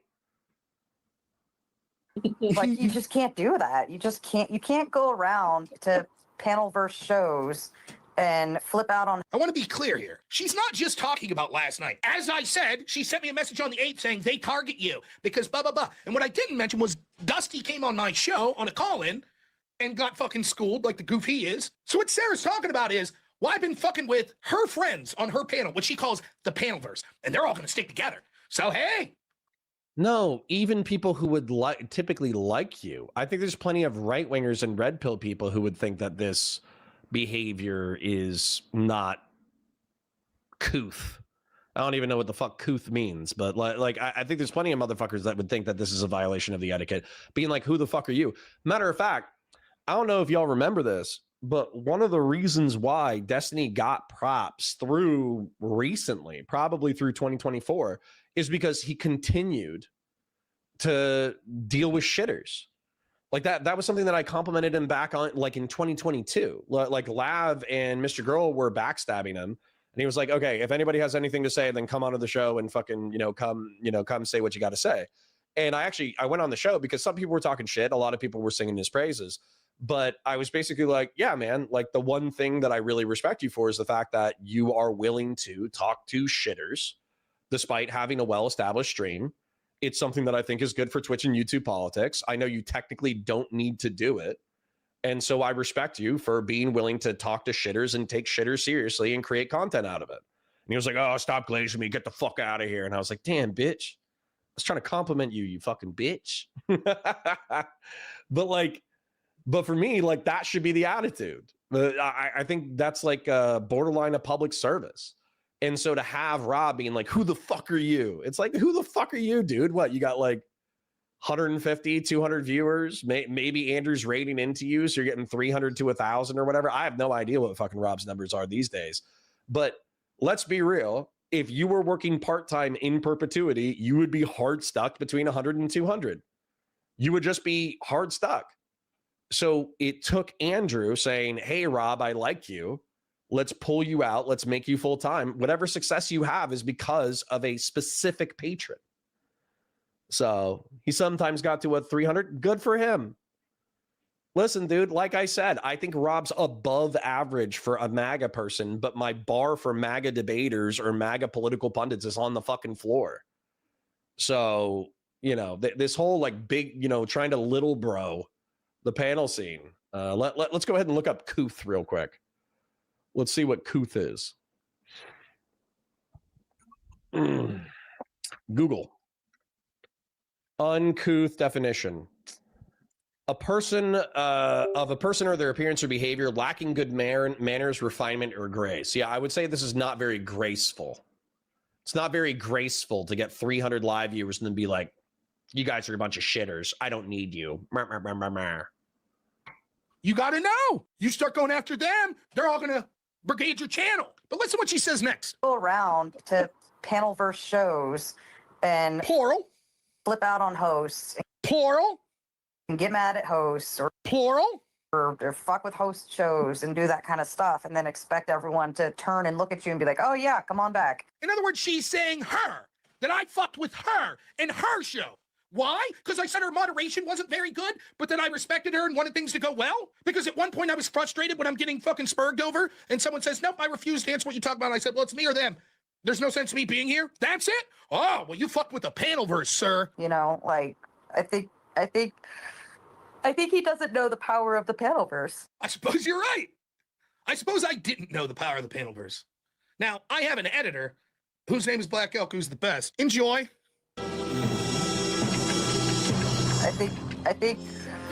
I think he doesn't know the power of the panelverse. Oh, shit! Not the panelverse! Oh, no! Not the fucking panelverse! Beware the panelverse, the foul of the panelverse!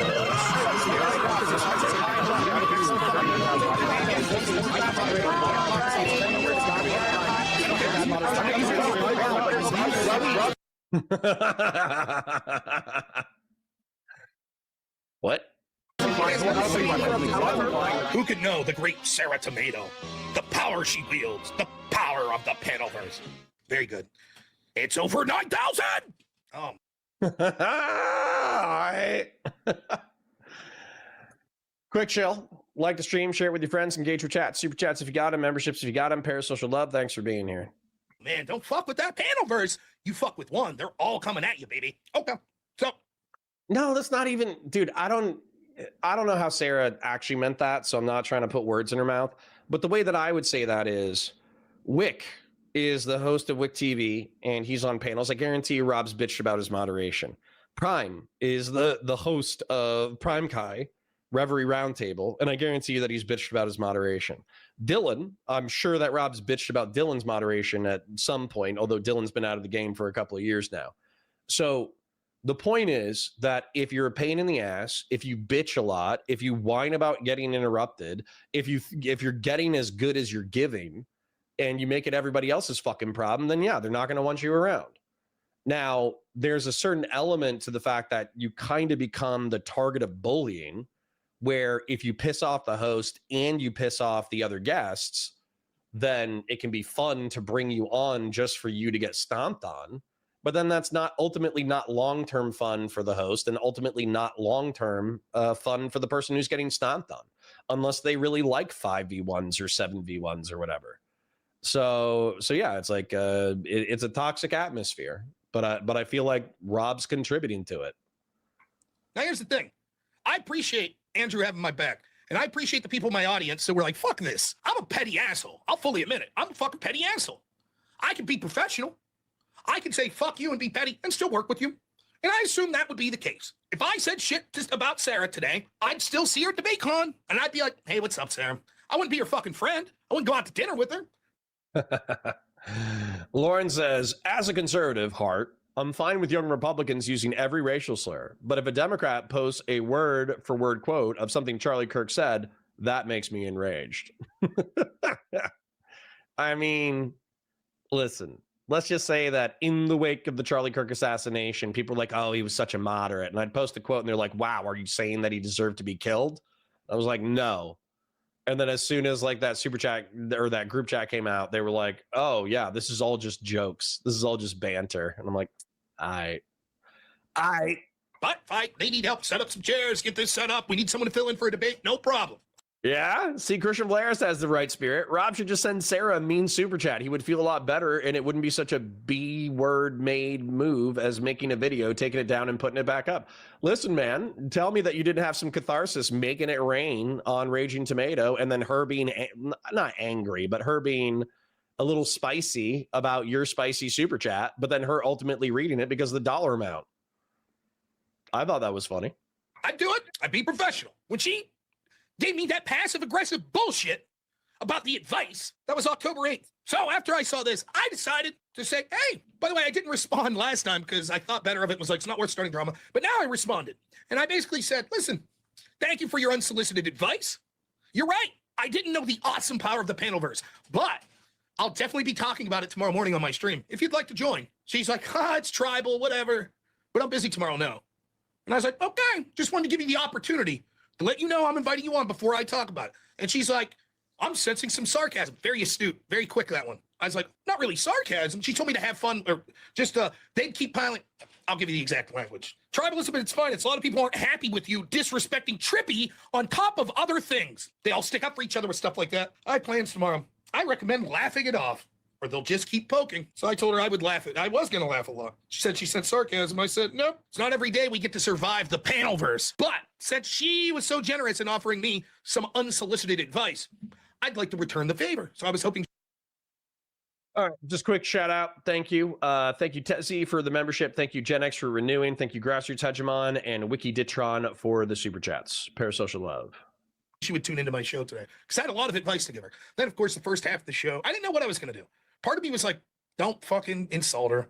But I started off the show and I knew this was good. I just pretended to cry and fucking 45 minutes of, oh my God, I have a fucking wife and kids. Wife and fucking kids. And now I have the whole damn awful force of the panelverse after me. You know, that shit. And then I went to the bathroom and I was like, you know what?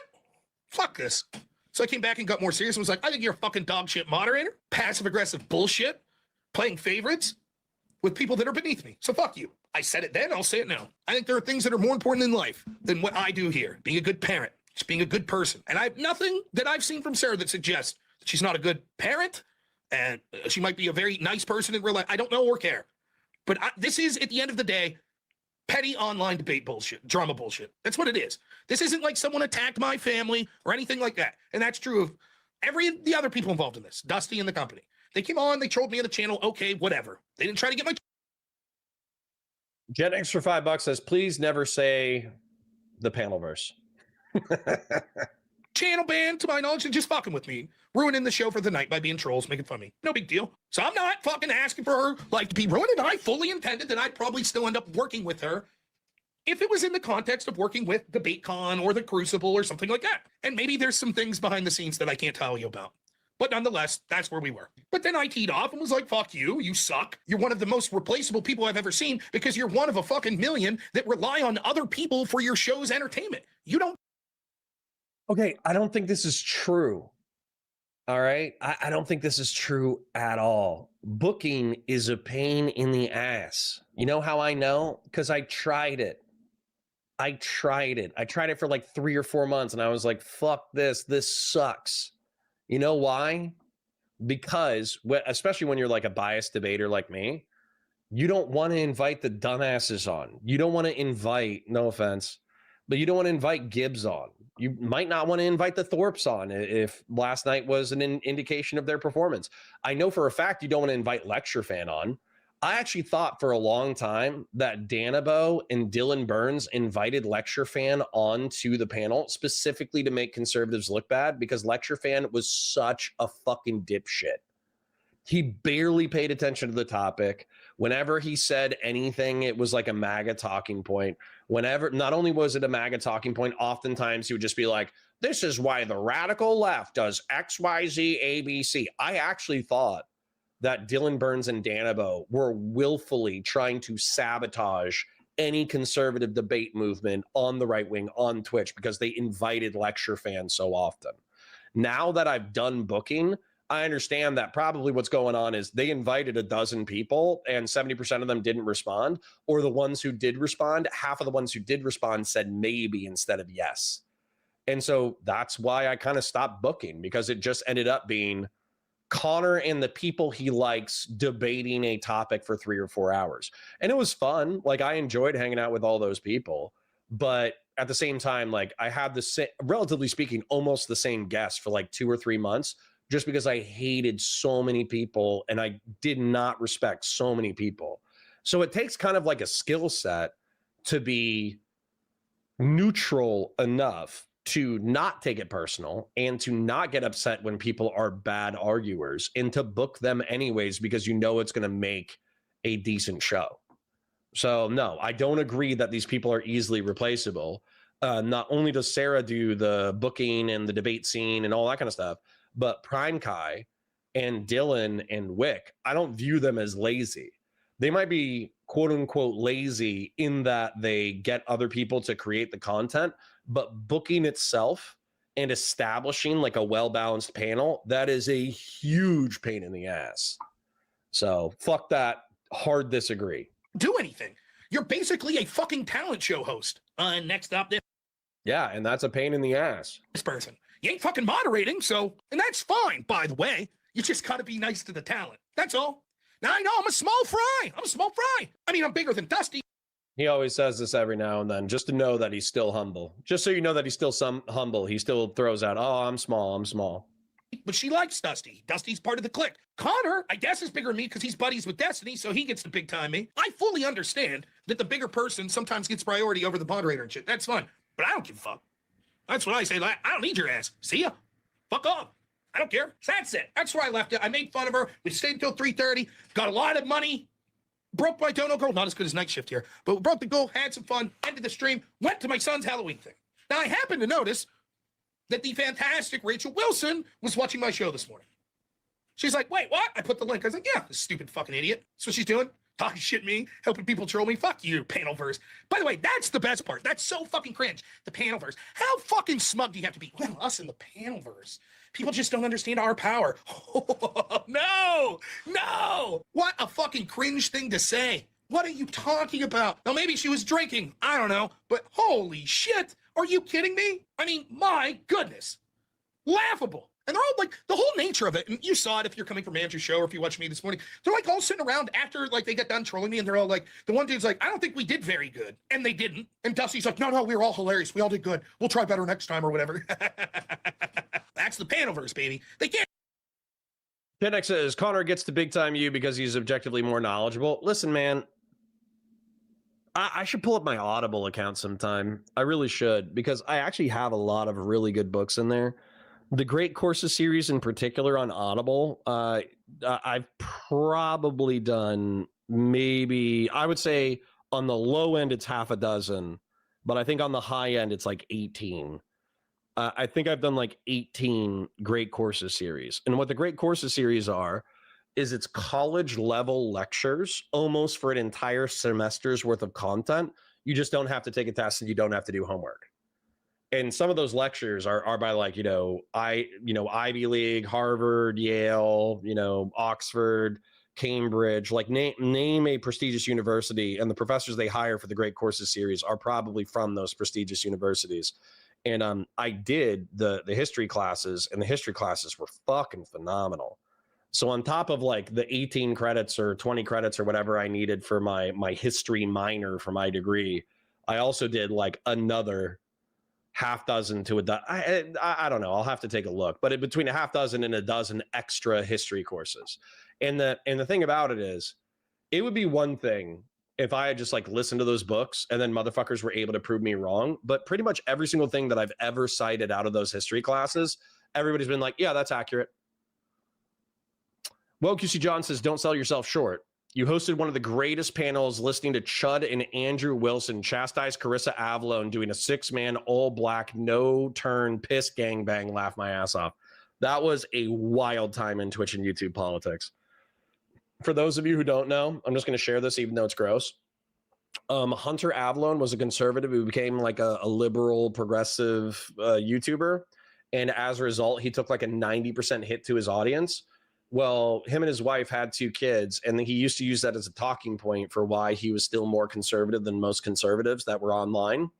And then him and his wife got divorced, and his wife was thinking about doing pornography, but she basically got exposed in leaked direct messages for considering some of the most hardcore pornographic acts I've ever heard in my entire life. Now, realistically, I think she was talking a fucking big game, and the second that it actually came close to happening, she probably wouldn't have done it. But at the same time, the fact that she was even considering the shit that she was considering was fucking crazy. Yeah. Even fucking, they have to have little pep talks of themselves after they fail at trolling. How hard is it to troll? They couldn't even do that. They did. I swear they did. Here, wait. This guy in the top right's one of the guys that called in to troll. The guy below him trolled. I think this. Well, I want to be the bigger person here and say that we got smoked, y'all. We got our losses on the chest. It's true. Even I don't know anything about the guy. I'll be fair here. I just know that he's like a standard conservative. But Ortho, pretty bad showing. The other guy, what's the guy with the hat? really bad. I mean, that was, following that was just like I was so secondhand embarrassed I wanted to cry. But we can do better next time. What? We're gonna win. And This is their trolls admitting how shitty they are. I mean, you can't even fucking troll. the song Olympics. Hashtag David I Blaine. wasn't there to troll them. Like I just They're coping about their failures to troll. am annoyed. Like I'm genuinely annoyed with him. Dusty, come on, get in here, man. Pep him up. Give him the pep talk, baby. Everybody Okay. did great. It was actually funny as fuck. We all did great. Ignore that. We did great. You guys are super. You're the best. Yeah, Christian Blair says Connor was supposed to fight the guy who released all the leaks. Yeah, so what was it? He was like, oh, you wouldn't come down here. You wouldn't come down here. And I was like, yeah, send me where you got. I'll fucking come out. Then we couldn't coordinate it on his end. Then I tried to coordinate it for Orlando. And then he got upset because I think I used the N-word with an A at some point. And then he was like, oh, man, I can't believe I made peace with you. I should have come down there and jumped you with my boys. And I was like, all right, well, options open. Let me know. You did great. And then Sarah, let's play it one more time. It's fucking, let's hear it, Sarah.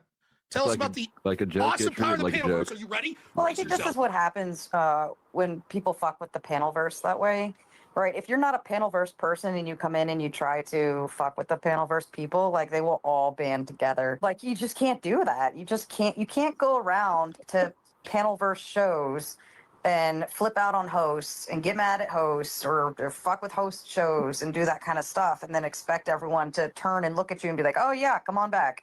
I don't want to come back. You fuckers want me. You know, like I And here we go. This is greatest, maybe the greatest fucking line. So don't, man. Do your fortress arc, but everybody's gonna think you're pusillanimous. Do I need to invert that? Pusillanimous? Pusillanimous? Somebody said I was saying it wrong. I don't think I care. But pusillanimous, pusillanimous. Okay. So pusillanimous means showing a lack of courage or determination or timid. Okay.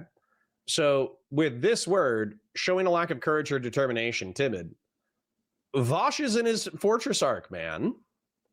Vosh has been in his fortress arc probably longer than he was in his debate arc.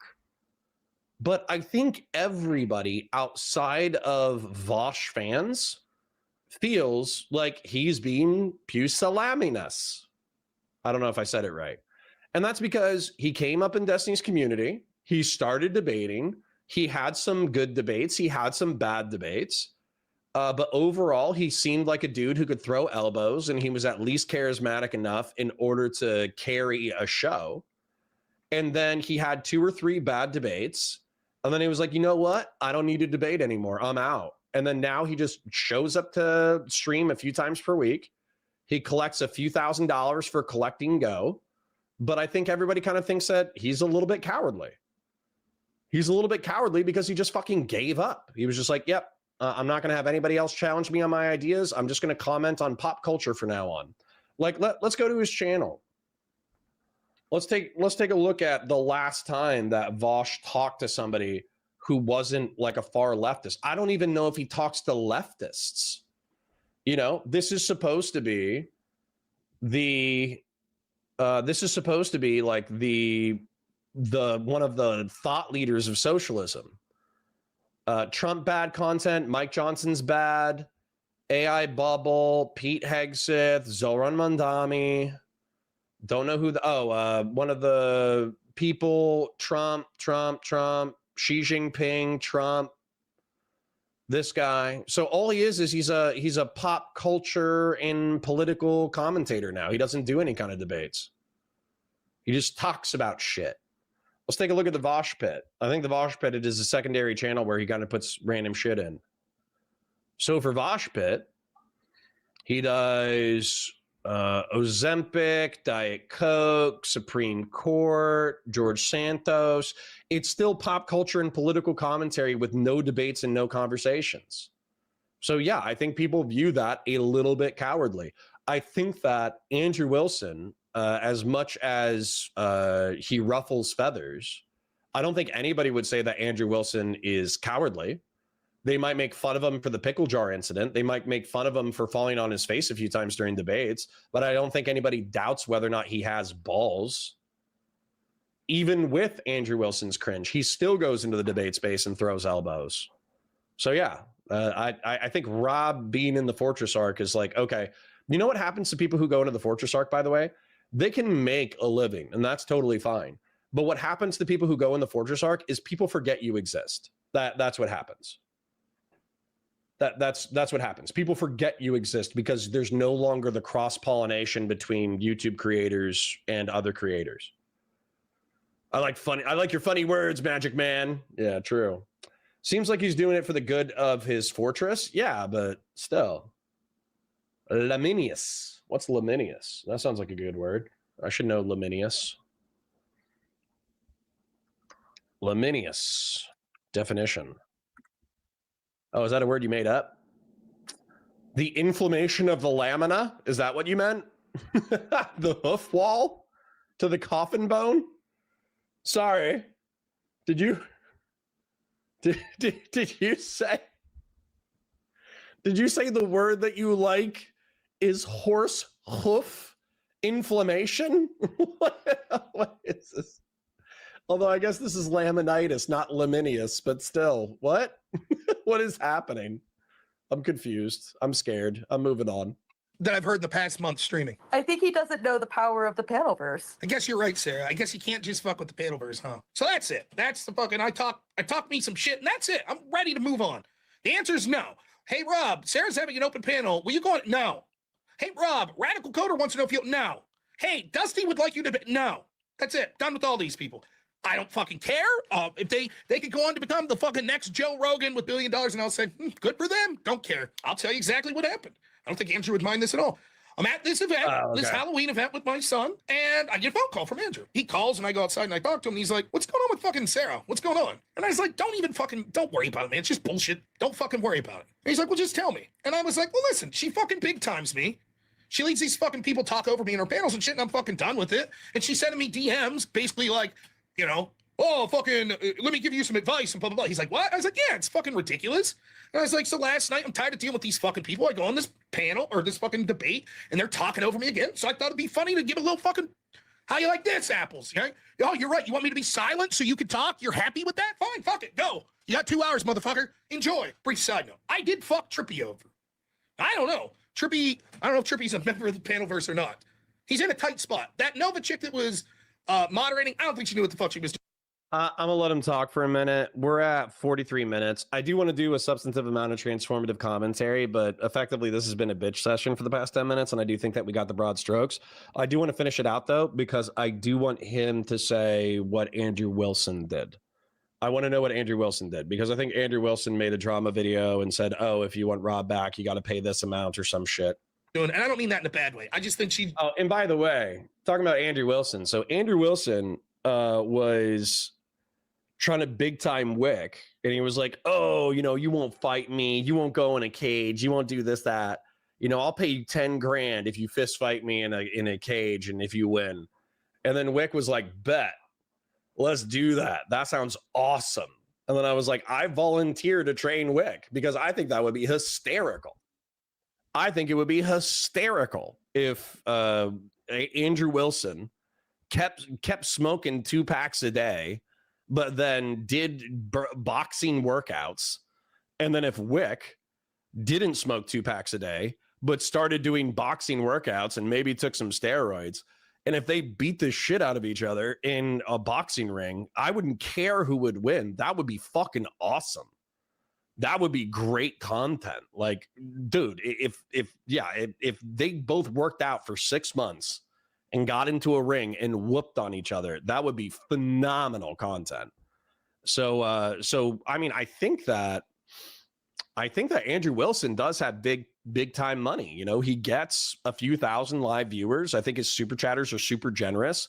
I think he has a lot of crossover and pollination with the Red Pill. I think they give him a shitload of money. So he does arguably have the money to put that together. They could, I think Wick is in Pennsylvania. I think he's in like Pittsburgh or some shit like that. I forget where he is, but he might not be in Pittsburgh, but he's in somewhere in Pennsylvania Like you could easily find a boxing gym that would put on a sparring match between Wick TV and Andrew Wilson. And I would love to train, and I would love to be there live. That would be sick. I don't even care if Wick wins. Wick could win if he trained, but I wouldn't even care who wins. I think that would be fucking amazing content. Who else makes a full card? Hassan Piker and what's the Nazis guy? Sam Hyde. Sam Hyde and Hassan Piker is the Twitch and YouTube political fight that will never happen, but would be amazing. Destiny versus Nick Fuentes, I think would be amazing. Destiny versus Mike from PA would be amazing. I would fight Mike from PA. I would probably fight Hassan Piker. I would probably fight I would not fight Sam Hyde, or if I fought Sam Hyde, I would need to get like 6 months in a doctor to like prescribe me the exact right amount of steroids to fight Sam Hyde. Because Sam Hyde, I don't know if you've seen Sam Hyde. Sam Hyde's a fucking beast. So I would need good training, and I would need a good doctor, and I would need PEDs. But I mean, I'd do it. Is Mike from PA small? I don't think he's small. I think he's probably a couple inches taller than Destiny, but he's not like out of Destiny's height and weight class. He might be out of his weight class, but he's not out of his height and weight class. So, yeah, dude, have you guys seen Sam Hyde? Real quick, I know this is only partially relevant. Maybe I'm taking a little bit of a psychic break from him bitching. Sam Hyde, underage girlfriend. Interesting. Harland Williams, age, net worth, movies, height. Height, weight. Let's see. 6'5", so he's an inch taller than me. He has an 81-inch reach. That's crazy. He's 40 years old, so he might have a heart attack. But Sam Hyde. So this is where, weirdly enough, I have like a similar build, but I would need to do steroids to get that thick. He's actually a pretty tall guy. So in order to get that thick, though, like I think I have nice arms, but in order to get that thickness, I think I would need some PEDs. So, and there's just something psycho about him, man. There's just something psycho. I think like you could almost kill this guy and he wouldn't even notice. Anyways, back to it. Didn't know what a roll was. It's like, I think I'm just Kiko says 40's not that old. Come on. Well, I'm practically 42. So, you know, supposed to be here and switch the cameras and shit. Trippy, though, didn't do anything to me. Trippy said afterwards that I disrespected him. I did. And he's right to be pissed. And he didn't deserve that. I did what I thought was right by me because fuck these two idiots, these interrupters, but it was at the expense of Trippy's panel. And I actually feel bad for that. And I will reach out to Trippy.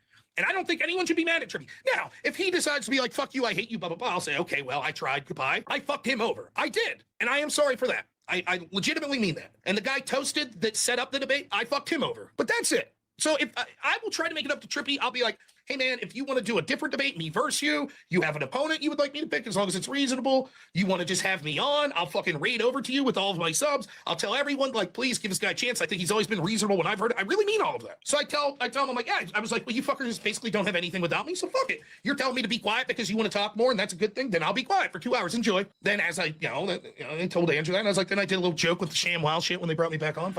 Oh, Destiny versus Pisco would be awesome because it'd be like a frenemies fight. That would be so great. That would be fucking amazing.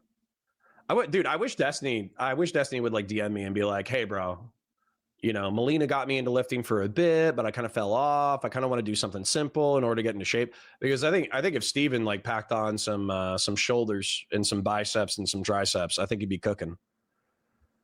You know, he might not get so many homophobic Twinkie comments on Twitter if he had some arms and shoulders. Erudite versus Stardust, that'd be sick. So $20 from Grassroots, thank you, King. As a Pennsylvanian, I apologize for Mike from PA, Andrew Wilson, and Rob Noerr. There's some bullshit in the water in here. I thought you were gonna go with like the Asian meme where it's like we trained him wrong as a joke. All right, but quick shout out. Thank you, Grassroots. Thank you, Gen X. Thank you, Wiki Detron. Thank you, Grassroots again. Thank you, Gen X again. Thank you, Tezzy. And thank you, Malevolent Vet, for your financial support today. Quick reminder, like the stream, share it with your friends, engage with chat. Super chats if you got them, memberships if you got them. I parasocially love you. Thank you for hanging out. With them, okay. And I was like, so the night ends, and I fucking check. Someone sends me a message like, hey, fucking, they're all powwowing, talk about trolling you. And I go on, and I was like, there's Sara fucking Tomato. Again, it wasn't enough. She's super passive aggressive DMing me a couple weeks ago. By the way, I didn't say shit to anyone about it. Dude, Tristan Clark says a Panelverse Fight Club. That would be sick. I need to get with Modern Day Debates, and I need to do like a sideshow from Modern Day Debates where like everybody's already in town for Modern Day Debates, but they do their show on like Saturday, and then we do like a sparring boxing match on Sunday. That would be fucking sick. So I'm like, I know. And the reason that Andrew's calling me is because Andrew works with Sara. She books debates for him. And so I'm like, Andrew took a chance on me. So the last thing I want to do is cause fucking problems within his operation. And he's got a fucking ton of shit going on, which I happen to be privy of. So I don't want to cause him any fucking. I said, don't worry about it. Don't fucking worry. And he said basically what you heard tonight. Wouldn't matter if you're right or wrong. We're friends. I got your back. Fuck her. But you're not wrong. She said the last thing I told her was nepotism. We got each other's backs. We don't stab each other in the back. You don't go on a fucking panel that you weren't on with a bunch of people trolling one of us and sit there and yuck it up and talk about how, oh, you messed with the power. You don't do it. So fuck her. And if she'll do this to you, she'll do it to me. I would have no problem if Andrew was like, Sara, that was a scummy thing. Anyways, let's move forward. I would say, fair enough. I didn't run to fucking Andrew. Andrew didn't feel the need that, like, I got to have Rob's back. That's not what happened. Well, that's cute. I'm happy Andrew and Rob are boys and they're looking out for each other. No offense to my homosexual viewers. I do think this is gay. It's more gay than homosexuality, but that's okay. You know, fraternal loving relationships are a little bit gay. So it's gay. I think it's lame. I think the fact that, you know, Rob got upset and then Andrew was like, nah, fuck that. Nepotism. We're boys. You know, if she's going to attack you, then she's going to attack me. We're friends. We're in a tribe. I think that's lame, but you know, whatever. That was she fucking stupidly went in that panel that was public that people that watch her show and mine would see. And once you make it public, then I'm going to fucking respond in public. Yeah, man. So you know what would be sick, Tristan Clark? You know what would be sick? Is if you had a panel. This is how I would do it, okay? This move is genius. This is more important than the Rob drama, okay? This is more important. So what I would do is I would do a 8-person panel with tables for 4 people, okay? Oh, hold on. I can do it better. I can draw it better. So let's say it's down here. And then what I would do, let's put the chairs here. 1, 2, 3, 4. 1, 2, 3, 4. And then I would put the boxing ring right here. Okay. And then what we would do is we would have a buzzer. Okay. And we would have a buzzer in front of each panelist. Okay. And so you can talk as much shit as you want. You could fight only one at a time. I would say the fight should only be one at a time. But you can fight any other person at the panel. And what you do is you just have the debate, right? Like, let's say it was like, we should defund Israel, right? But let's say that, like last night, you know, who is it? Fucking, God, why can't I think of him? Ben Thorpe. Let's say Ben Thorpe was like, Connor, you're a fucking pussy. You're volunteering my sons to die in a foreign war. I think you're a fucking loser. I think you're doing this for your self-esteem. Then what I can do is I can hit the buzzer. And then what the buzzer does is we both have to get up off our asses and we have to go into the fucking ring and we got to throw down for like 2 minutes. Like just sparring. Like we'll throw on gloves. We'll all be in gym shorts. You can wear a t-shirt if you want. You don't have to wear a t-shirt. You could be half naked. You could be whatever makes you comfortable. But when you do, then you got to get in the ring. And then I would say you get like a 5-minute breather or so. And then after that, the buzzer can go again. So let's say you just beat the fuck out of like the other person's team during like a sparring match. Well, then what can happen is you come back and then one of their team can go meh after a 5-minute break. And then boom, you got to get back in the ring and you got to fight. So then it becomes like a balance of like, yeah, sure, you can have fun, you can talk shit, you might even be able to whoop somebody, but you have to know that if you go and whoop somebody, even if you win, God forbid you lose, but let's say that you win, well, then another team, one of their teammates can buzz and take you out. And then same thing, like, let's say that you're the person who's talking crazy shit here, but then they wait 5 minutes. Then another person could call you out and be like, you know what? I really don't like what you said.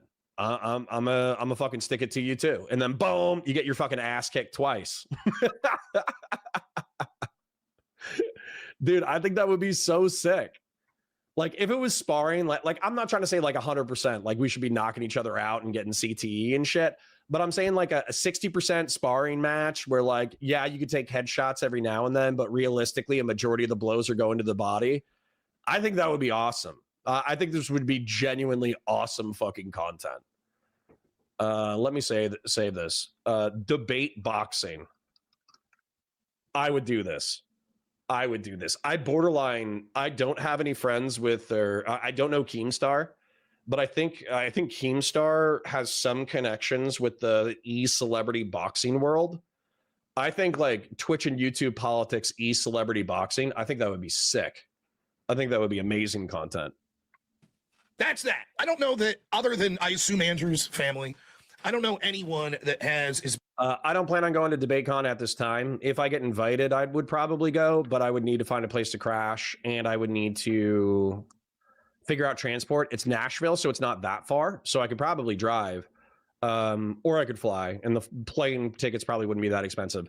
I would just need a place to crash. And right now I do have a lot of stuff that needs to happen financially. So it's just not a huge priority for me. But if Modern Day Debate said like, hey, we want you here, then yeah, I'd probably go.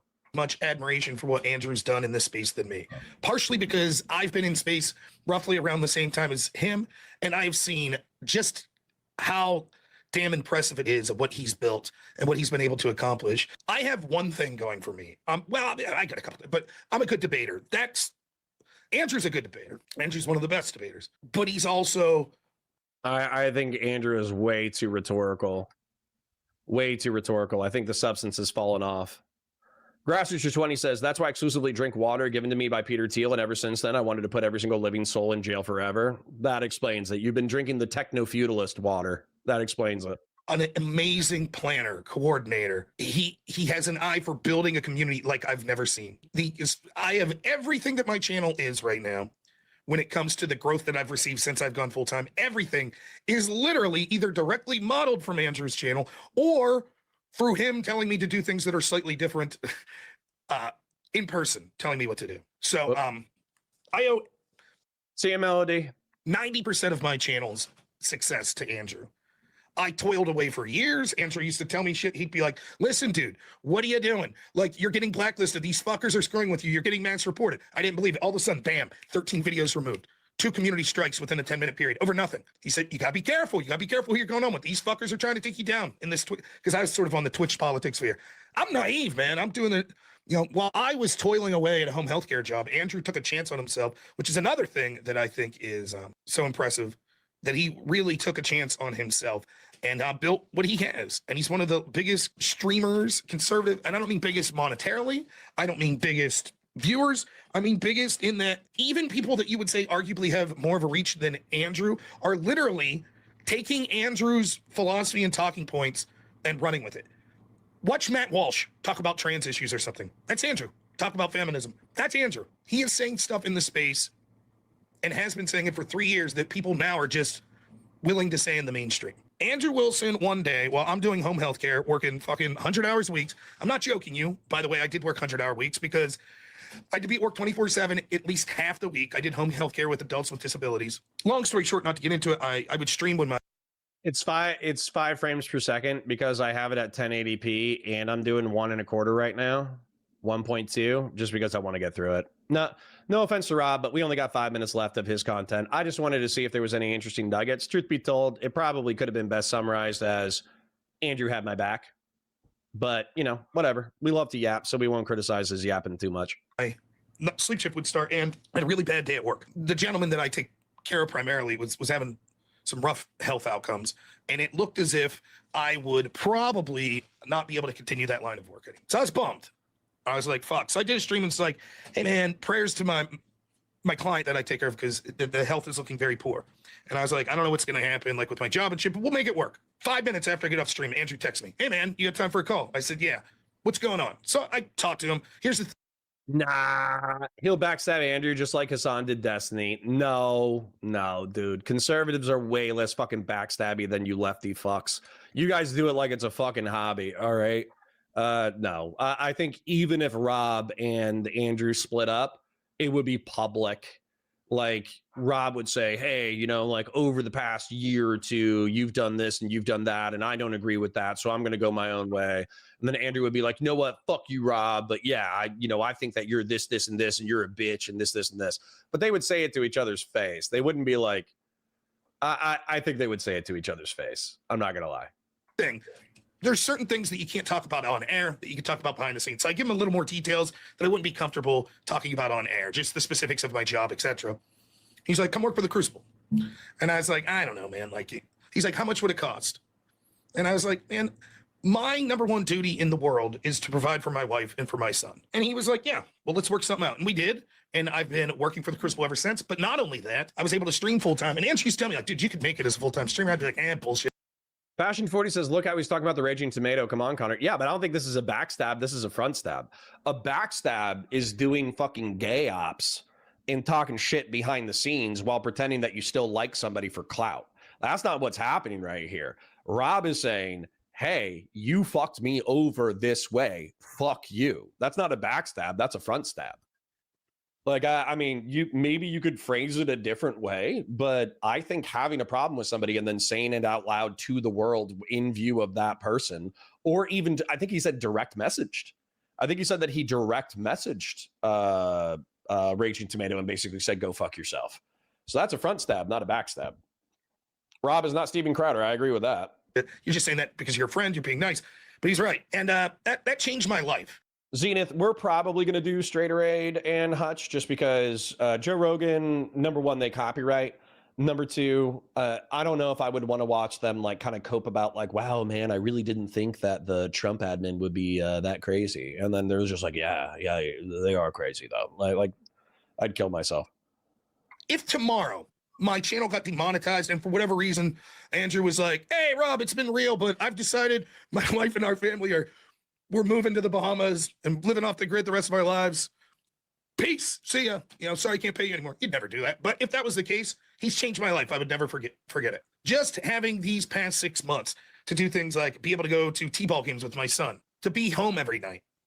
I'm going to trust North. So North, should we do Hutch versus Josiah or should we do Hutch versus Straighter Aid? I'm going to trust North with this decision. To be able to read to my son every night. When my son was growing up without me. That's what was happening. That, I will never forget that. I will always have Andrew's back. I don't give a fuck, no matter what. Now, here's the thing, though. I'm not the only one that Andrew's helped out in significant ways. And Andrew is the exact type of guy. I've said this for fucking 3 years. So many people portray themselves as these nice, friendly people online, and then they're pieces of shit that can't wait to stab you in the back. Andrew's a guy who portrays that people at least pretend is portrayed as this asshole, terrible character who's the nicest guy in the world behind the scenes. I've said that for years. I was like, it's like he inverted it. Everyone else is, oh, you're the best. You're great. Can you do me a favor? Can you do this panel for me? Kristen Clark says, taking my 2-year-old daughter in for her autism juice injection. Wish her luck. Grillshaw Law, 8K IQ chat, and Connor, always a good morning when the crew is on. True. I wish your daughter well with her autism juice. And then they're fucking you behind the scenes. Not Andrew. Andrew used to give me shit. Would you be interested in going on some bigger shows? Sure. Then why aren't you? I don't know anyone. Why didn't you ask me? Because I don't want to bother you. What the fuck's your problem? You want to get on a bigger show? Let me know. Let's do it. All of that was before tonight. And what? All right, yeah, we're going to let Rob go, and then it looks like 2 or 3 of you said Hutch versus Josiah. We'll do Hutch versus Josiah, including North. Andrew did tonight was probably one of the kindest things that anyone has ever said about me. Not only talking me up to his audience, but unquestionably like, yeah, fuck it, I got your back. That's it, fuck it. Andrew says I'm a better debater than him. That's not true. There are certain topics that I could debate better than Andrew. All right, I think I'm good. It's just Andrew Glazin. I'm okay. If there was anything in the last minute, somebody can tell me about it later. So somebody was saying that I should cut to an hour, cut an hour into the content, but I'll go ahead and do that in a minute. Let's go ahead and do an outro. So what do we think? I think that Rob has gotten too big for his britches. He, basically thinks that he's too good for the shitter panel scene. And you know what? It doesn't take much to be better than the shitter panel scene, right? A lot of people who are in the shitter panel scene, they don't even stream. If they do stream, it's very haphazard. If they do stream, it's only to like 2 to 4 viewers. And so it's easy to be like, oh yeah, well, I'm a big dog here. But I think what he forgets about the panel scene is that part of it is built on allowing shitters and having fun with shitters, fighting the good fight in the schizo mudslog drama. As an example, last night, I took an extreme amount of psychic damage fighting the Thorpes. I really did. But if in 2 weeks or 3 weeks they say, hey, we got another debate, let's go do this, and here's another schizo dumbass for you to talk to, I'm going to say yes, because that's part of the game. So what Rob is saying is that he doesn't like the game, he doesn't want to play the game, he's not interested in the game, and fuck everybody else. Well, I mean, I think I speak for a healthy chunk of people in the space who would say, well, if you're too big for it, then fuck you too. And you know what'll happen? You'll go into your fortress arc, everybody will forget you exist for a year or two, and then you'll pop up in some random shitter drama where Andrew Wilson debates this person or that person, and it's an open panel, so Andrew Wilson fights this person, and then you jump in order to sweep for Rob or sweep for Andrew, and then that's how we'll remember that you exist. So going into a fortress arc, if I forgot 90% of the time that Vosh exists, and he's a 500,000 sub YouTuber who routinely breaks 100K, and 90% of the time I don't even think about Vosh anymore, then yeah, I'm going to forget that a 10K sub, 300 viewer, used to be debater person exists. So, it is what it is.